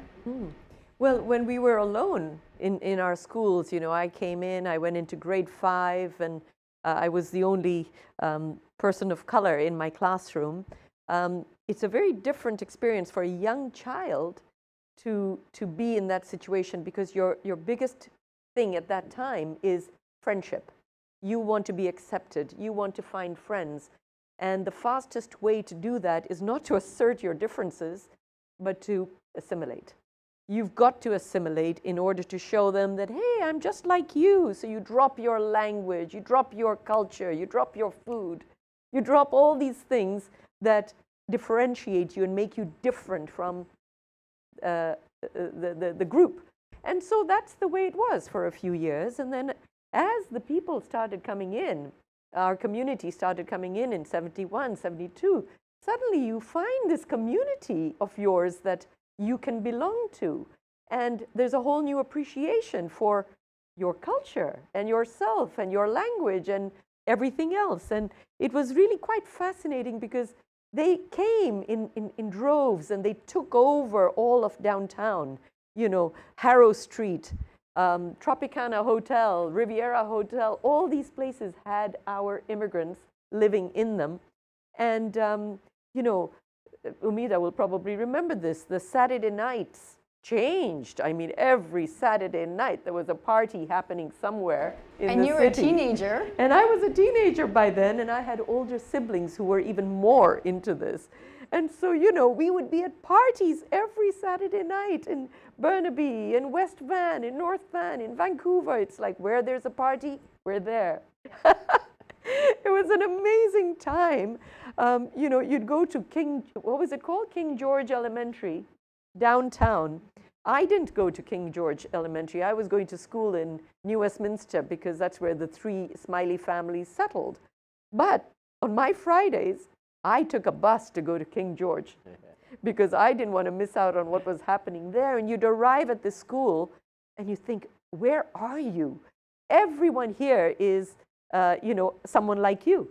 And the gym, they didn't have to take classes, because they were, like you said, 2 or 3 years ahead in terms of their schooling. So they didn't even have to bother with their classes and their courses. They knew they would ace everything. So there they would be in the gym, not in the gym, in the cafeteria, with their guitars, with their ping pong tables set up. It's like feeling very secure in this environment. So it was an interesting time. We really enjoyed that, having a sense of community all of a sudden that we didn't have for the first few years. It sounds like it also saved you in terms of the culture you would have lost, your heritage. Because a lot of times that happens is you just become washed. You assimilate, and then that which you have lost, you can't get that back. Doesn't matter how you try. We've seen that in terms of other cultures, other civilizations, communities. Gustavo, this question is specifically for you because I think you have a really unique perspective in that, you know, integrating to a Eurocentric dominant culture, and this, we see this in the States too. What does that do for one's heritage? You know, like in America too, where you know, you have a lot of Latinx people there, a lot of Mexican people there, a lot of, you know, in trying to blend and assimilate. You know, does that devalue one's heritage or one's connection to their heritage? Yes. In my experience, well, I came here to Canada already an adult. I was 35 already when I came here. So with a strong accent, an actor with a strong accent. So here we go. Nobody understood what I was saying in the auditions. That was traumatic. One casting director who was so honest, he said, Gustavo, you have to take classes to reduce your accent. You're a great actor, but we don't understand what you're saying. Unfortunately, we like your accent, but we need you to be clear in your speech because the writers write scripts for a reason. And those words are there for a reason. And the audience have to understand what you're saying because those words are there for a reason. If we cannot understand you, there's no play. So that was the trauma in my case, but I seen it in other levels as well, among my friends, because I know I have African friends, I have friends from Hong Kong, I have friends from Mexico, and it is different for all of us in different levels. In my case, was the acting that I have to improve. I have to improve my speech. But for other people, there are other things, you know, like get adapted into the school system if you're young. My youngest sister had headaches because she didn't understand a word of English. She came here speaking Spanish, and they put her in high school, and she didn't understand anything. So after 2 weeks, she said, I'm not going back to school because I don't understand anything. Everybody's teasing me. Everybody's mocking me. And she had headaches every morning. And it was, you know, it was traumatic for her. So in her case, she was 15. I was 35. So her experience is totally different to my experience, although in the same family. I think that has a lot to do with age-wise, right? When you're a teenager, I think you're trying to figure out who you are in those growing times. And when you're much older, you hopefully have a sense of who you are by then. So then that kind of, you have something to ground you with, to know that those words aren't going to be as impactful. Yeah, and I was, I'm taking some things that she was saying before. The young people wanted to be integrated more than everybody else because they don't want to be bullied because they have an accent or have a color. They want to be like everybody else. No, I asked one of my nephews when he was like 7, I asked him, would you like to take French lessons? And I say, no. And I say, why? Wouldn't you like to speak, you speak English now, Spanish in the family. Why don't you take French? And he said, I don't want to be different than the other kids. I want to be like them. I don't want to be pointed out as the guy who speaks 3 languages. I just want to be like the other guys. And he was 7, right? So I'm taking that from your example because this could lead into a denying as well of your culture. You know, if you're not careful or the family is not careful, these young guys who wants to be integrated to the system because they don't want to feel different, they're going to hide. They're going to be ashamed of their ancestry, you know. And we take our nephews and nieces at home and we teach them Spanish. We say, no, you talk to me in Spanish. On the street, in the school, everywhere else, talk English, because English is the language in this country, well, in this part of the country. But at home, you speak to us in Spanish. And then they say, well, that's not fair. And I say, well, I don't care if it's fair or not, you speak Spanish with us. And they grew up speaking the language. But it's not about the language only. It's about the culture. Where are you from? You shouldn't forget that. Whatever age you are, because that's your contribution as well into this new country. You're going to be unique as well, and you'll be contributing in this country. And everybody, well, ideally, is going to respect your culture. It's different in the States, totally different in the States than the experience in Canada. Because I have friends in the States, and their experience are not very nice. And there are more, when they're kids, they're even more shameful of their culture. They don't want to show. I was talking to this guy in this mall. I saw his name, something like Jose or Alberto or something like that. I began to speak Spanish to him, and he didn't answer to me in Spanish. I don't know if he knew Spanish or not. Maybe he doesn't know Spanish, but he was so rude. He was just, he gave me his back, because it was like, no, this is not working. I'm not part of that culture. My name is Jose, or whatever Latin name, but I don't want to know anything about your culture. You're Latin. Me, I'm not. And maybe he's Latin, but in the States, it's different than in Canada. There's this innate feeling that people want to belong, right? And so when you're young, or if you have less numbers with you, like when you share on your own, you want to assimilate, because it's not about integrate, it's about assimilating. It's to find a place where you can belong. But when you have so many people that showed up, you know, with this huge influx, you're like, you could feel the pride, because they didn't, that they were supported in holding on to that culture, that part of them. And when you're not, then you see that is the element that makes you different. So I think, again, like, that's something really interesting in how Canada is do we create spaces for people who don't have that community to express that part of them, and to not feel like that's going to make them stand out or stick out, you know, but be accepted for that part of them. Yes, Shahira. I just wanted to add one thing, and that is exactly what you were speaking to what you talked about there about language. When I was 10 and was living here, I did not want to speak my mother tongue. I only wanted to speak in English with my mother. When the Ugandan immigrants came in 72 and 73, and suddenly there was some pride in me that, hey, I belong to a community, something tweaked. Something changed inside me that said, I do want to speak my mother tongue. So I went back to my mother at the age of 13, 14, and I said to her, you know, you only speak to me in English.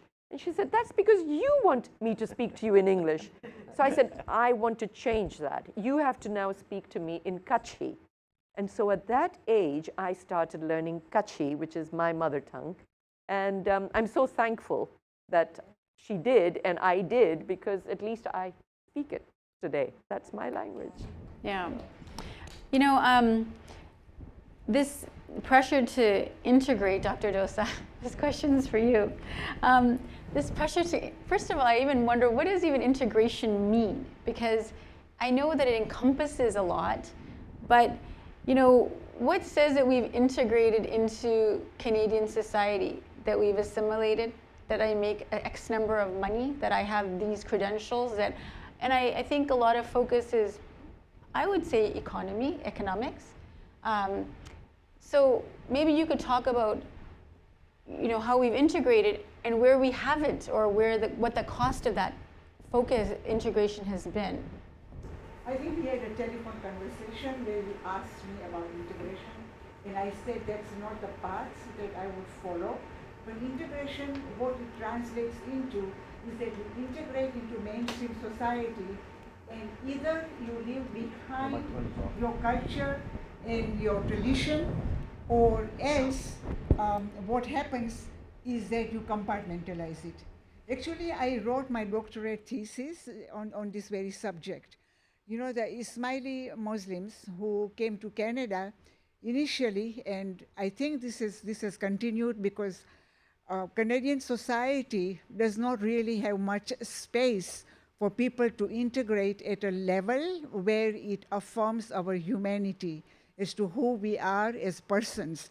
So, as you said, integration is in terms of how well you can perform in the market sphere. So I have a lot of reservations about integrating because it also has this connotation that you leave your home behind. But there is also a second reason. If you integrate into one particular country, then your awareness, at least our awareness, it may be subconscious, of what is happening in the world today, that our world is plunged into a crisis, and this is something that I cannot overlook. So the crisis is that of pandemics, of climate change, of politicized violence, racism, structural exclusion. And so unless and until we develop this particular sensibility to us belonging to the planet Earth, not a particular nation state, I don't think that we're going to make much headway into expanding our horizons when it comes to socio-cultural and spiritual and sacred lives.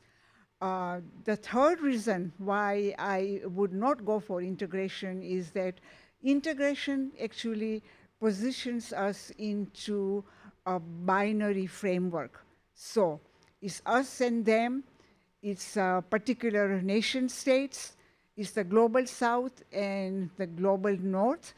And binary framework leads to the formation of boundaries that also become internalized. So essentially, if you were to ask me about integration, I would say that we should move away from this particular notion and think about planet Earth. I always tell my students that planet Earth is a small planet among universes. And why do we not get along? And then they ask me, how do we bring about change? And my response is, you can bring about change through your own particular sphere of influence. And I think that's the message that I would like to convey. Woohoo! Love it. I think it's an incredible, the way you put it together, something that I think even a lot of our young people are talking about, because I think they're tired of having to fit into these kind of boxes that that assimilation or integration may require. Jalal, you have comments? I thought I might have a slightly different perspective. Now, I'm no academic, and I'm obviously not debating PARIN by any stretch. But taking it at a very pragmatic, very simple way, I look at the best in any society, and that's what I aspire, that I would love to be, right, part of. And when you think of Canada, it's historically traversed along a line of a pluralistic society. Now, it is work in progress. You might never get there, and that's fine. But compared to many other societies, many other countries, I think in my respectful view, Canada offers a blueprint in how societies should function. And I think it deeply touches my own core, that I would like to be in that frame, that it's an open, pluralistic society. There is no one culture that Canada dominates or imposes on. You have the freedom to be who you want to be without losing your inner convictions and in your perspectives, and it allows for that. And I think sometimes we take this binary approach, and I don't know academically whether I'm saying the right things, but it doesn't speak to me. I like the idea of a more open, just comfortable, be and let it be kind of idea, where it's a pluralistic view of society, where everybody can be whoever they want to be. If it works for you, wonderful. If not, you make your own little thing, and it might work for you. So that's where I'm coming from. It's a little different from. You know what? I love these conversations because there's so many ways to look at something. Amita, what is your take on all this? I'm thinking about, we always talk about Ugandans and other refugees, especially Ugandans, as being successful and, manage to weave their way through society and do all these amazing things and hallelujah and all that. But there were a lot that did not adapt, that found it really hard. And that I would just say my father was one of them. He had his family job, a good job. Now he has to sell cars. He's had to do work at an insurance company. If he talks to somebody of Indian ancestry in that language, his co-workers will report him to HR. And in the end, my father gave up. It was devastating. So for people like my mother, that I've used as an example, wonderful. Pretty tough, but a journey that she took. But for others, it wasn't nice.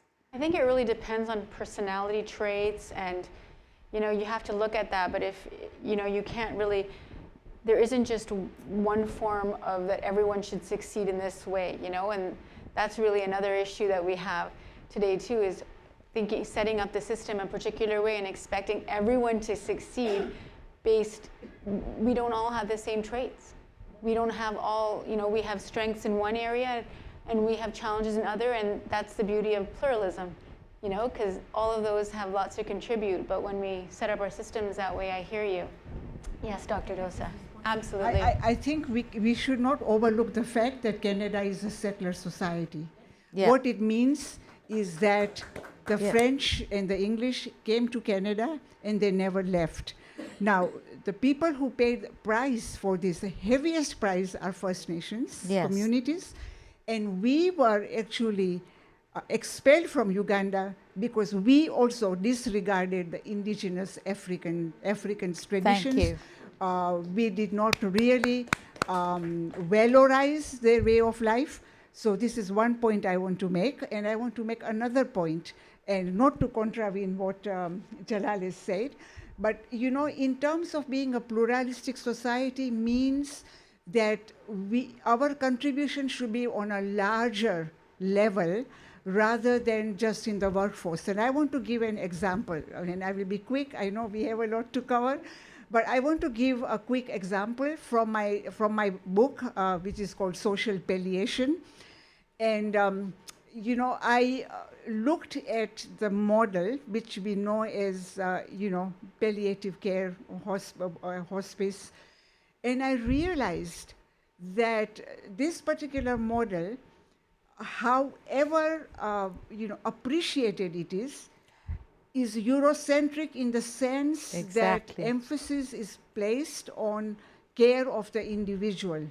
Yep. And I wrote this particular book to foreground the stories of the first generation of Ismailis who came to Canada, and to convey their sense of what is social palliation. And essentially, if I were to summarize, they said, palliative care is fine. We do not have any criticism of this model, but this happens at the end of life. But what about care, and what about concern, and what about fostering intercultural relationships throughout the life? That this is at the end of life. But what about, because they feel they are shortchanged, the migration, displacement, is not an easy matter. So they feel shortchanged because they came, they worked hard, they educated their children. You'll hear this over and over again. The children then, in search of careers, they may go abroad, and then the parents, the generation who came here and actually built their communities, then as they age, they find themselves alone and lonely. And this is the message they wanted to convey. And that's why I call this book Social Palliation, and not criticizing palliative care, but also recognizing our contribution to Canadian society by saying that, look, there are other models that we need to adopt. Now, I find Canadian settler society to be problematic because it's very much based on the Eurocentric model, because it is a settler society. So the contributions of racialized minorities are not validated at a level whereby it would make substantial difference. Wow. Thank you, very well articulated, thank you. Wasn't she a lovely speaker? Yeah, absolutely, it's amazing to have you share these ideas with us, because I think that they're not, I mean, we hear about them, but we don't speak up about them enough. And you've done that well, thank you so much. Does anybody want to comment on what Dr. Dossà has said? Okay, so, there's a lot to unsettle here, but I'd like to just reference of when Jalal was talking about, Canada is a pluralistic society, and there's all these ideals. And I agree that, it is really important to educate ourselves and our family, our children, in that you need to make space for your own heritage. I think that that's how it is that, we might be looking externally to get that validation, but I think it's important to internally teach our children to embrace who they are and their heritage. When not learning about colonial practices in India and so forth, and the history of my ancestors and so forth, I didn't know what incredible history I came from. And that was a huge thing, I felt like. So I think that, and when I learned about that, it made me more powerful, We have this motto at home: when we succeed at things, we're like, Jai Ho. And we do this because that's me bringing back Indian culture, because, where am I from? I'm from all these places. Jalal, you're from so many places. You educated in England, grew up in Uganda, roots, from India, spent so much time in Canada. Who are you? What are you as a kid? How do you identify yourself? Well, I think the question really comes down to, is it a societal issue or is it your personal issue? So when you talk about that you should make room for your heritage, what are you saying? Society should hold back and say, hey, by the way, we want to include you. I'm saying that a lot of that comes to at your personal level. If you want a different kind of care system, it is happening within your family context, right?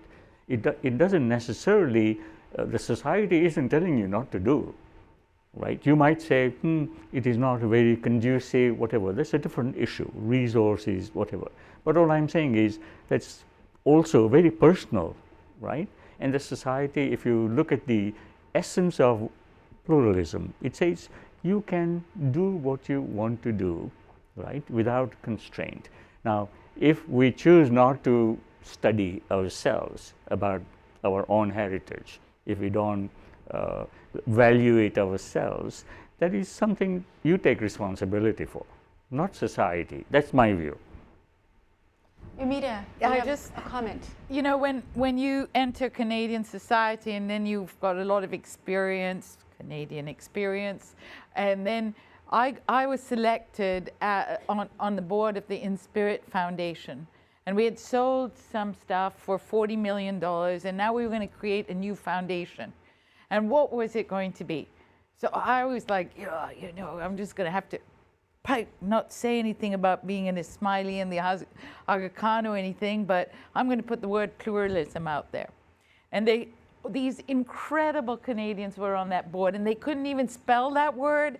We had to do a whole thing on what it meant, how do you engage, and all that. And we convinced each other to spend $40 million on youth and pluralism in Canada.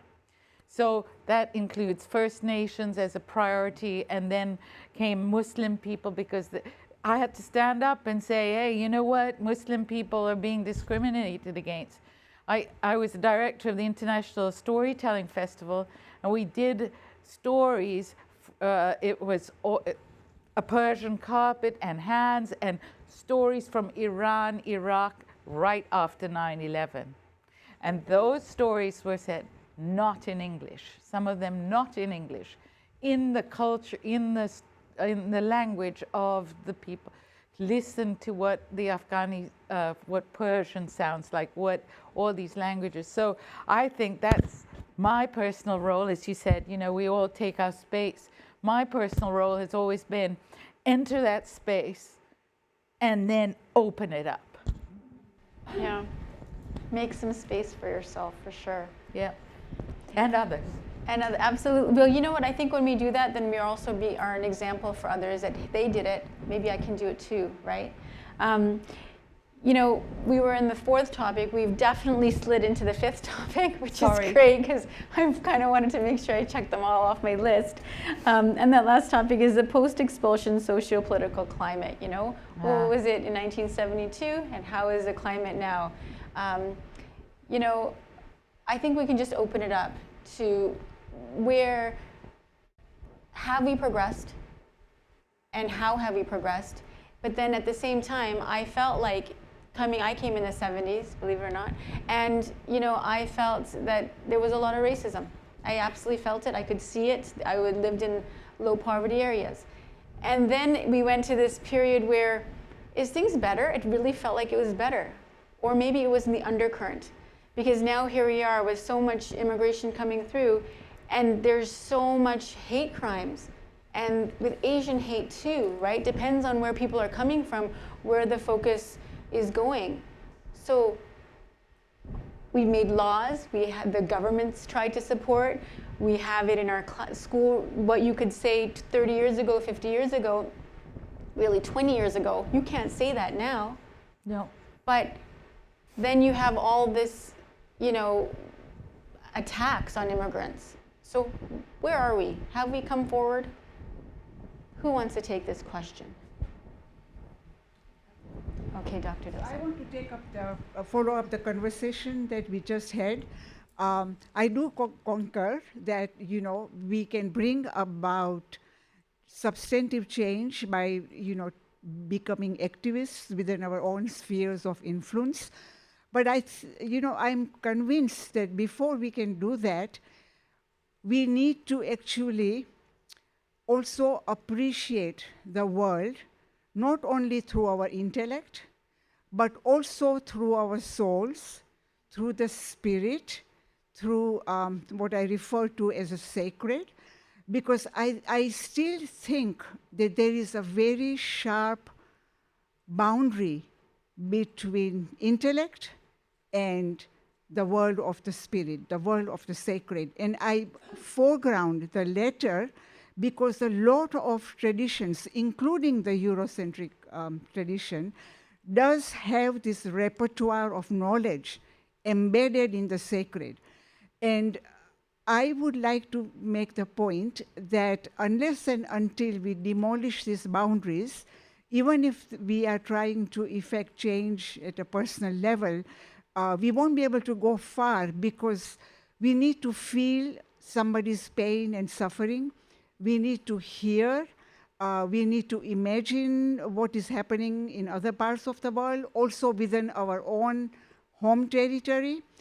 And instead of,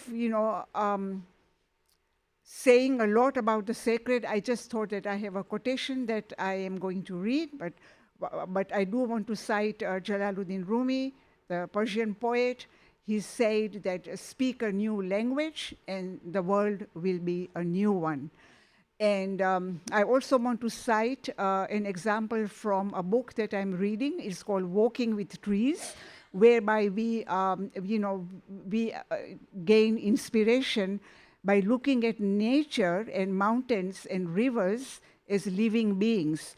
So what Walburn, who wrote this book, he says that a tree that cuts its roots, in fact, dries out.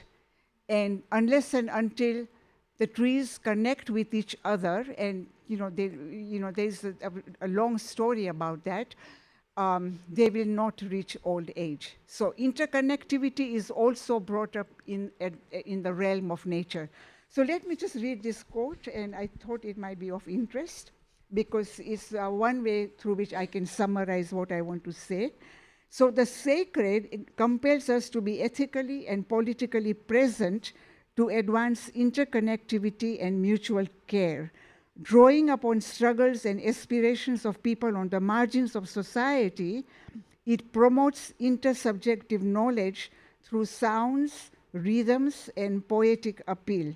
The sacred frames our worldviews, infusing our daily lives in ways that reveal systemic oppression and showing us how this can be reversed in small measures. Tipe tipe sarovar bharai. It's a Gujarati saying, it's drops of water fill up the stream. Rather than being static, the sacred is an active force informing our collective struggle for social justice. Yet the sacred is barely acknowledged for its potential to effect progressive change. This is part of my chapter that I'm working on, but I thought I'll just share this quotation with you.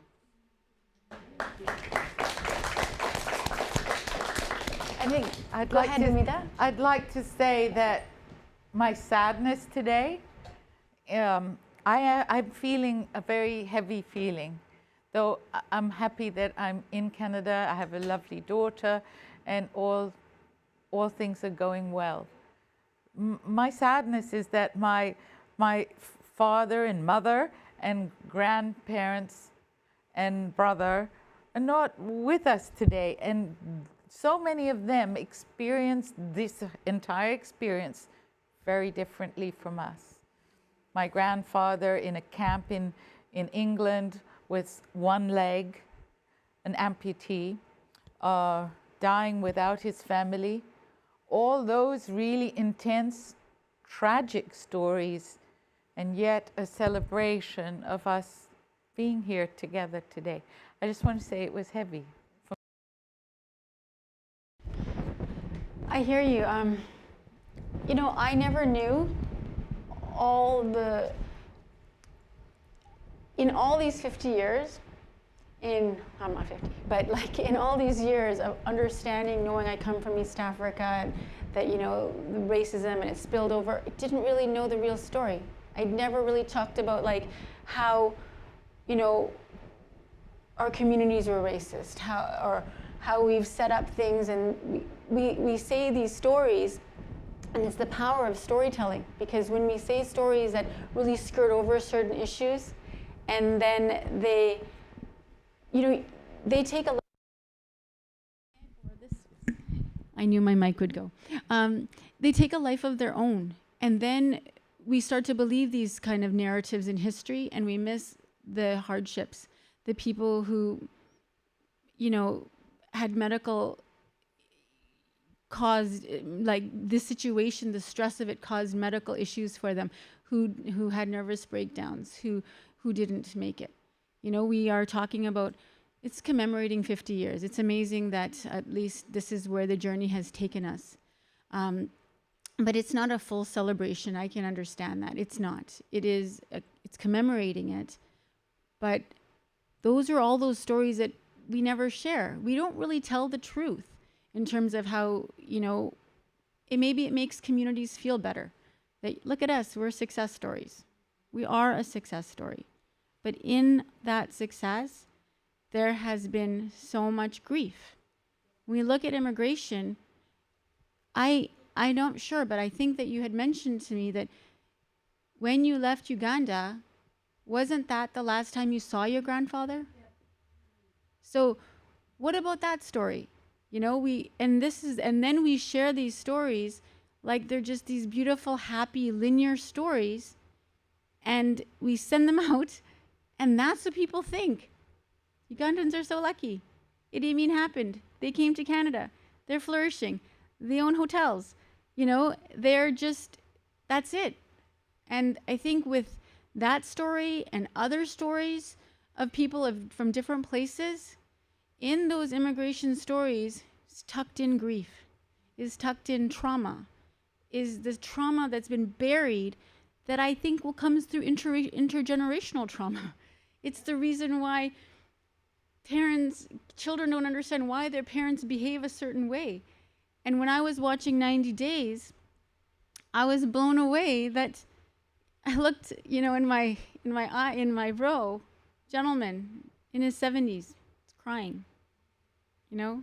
And someone told me, I think, Jalal, maybe you told me that you were watching Mississippi Masala with your wife. And it got to her, the images of Uganda, and because that's buried somewhere. And I think that's what, you know, when we look at immigrants and where they've come from and their hardship, what I think we can really learn from this whole thing is to know that when they come here, they're coming with all of that too.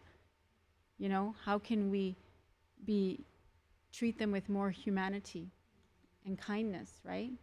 So I think that's actually a really good place to wind down.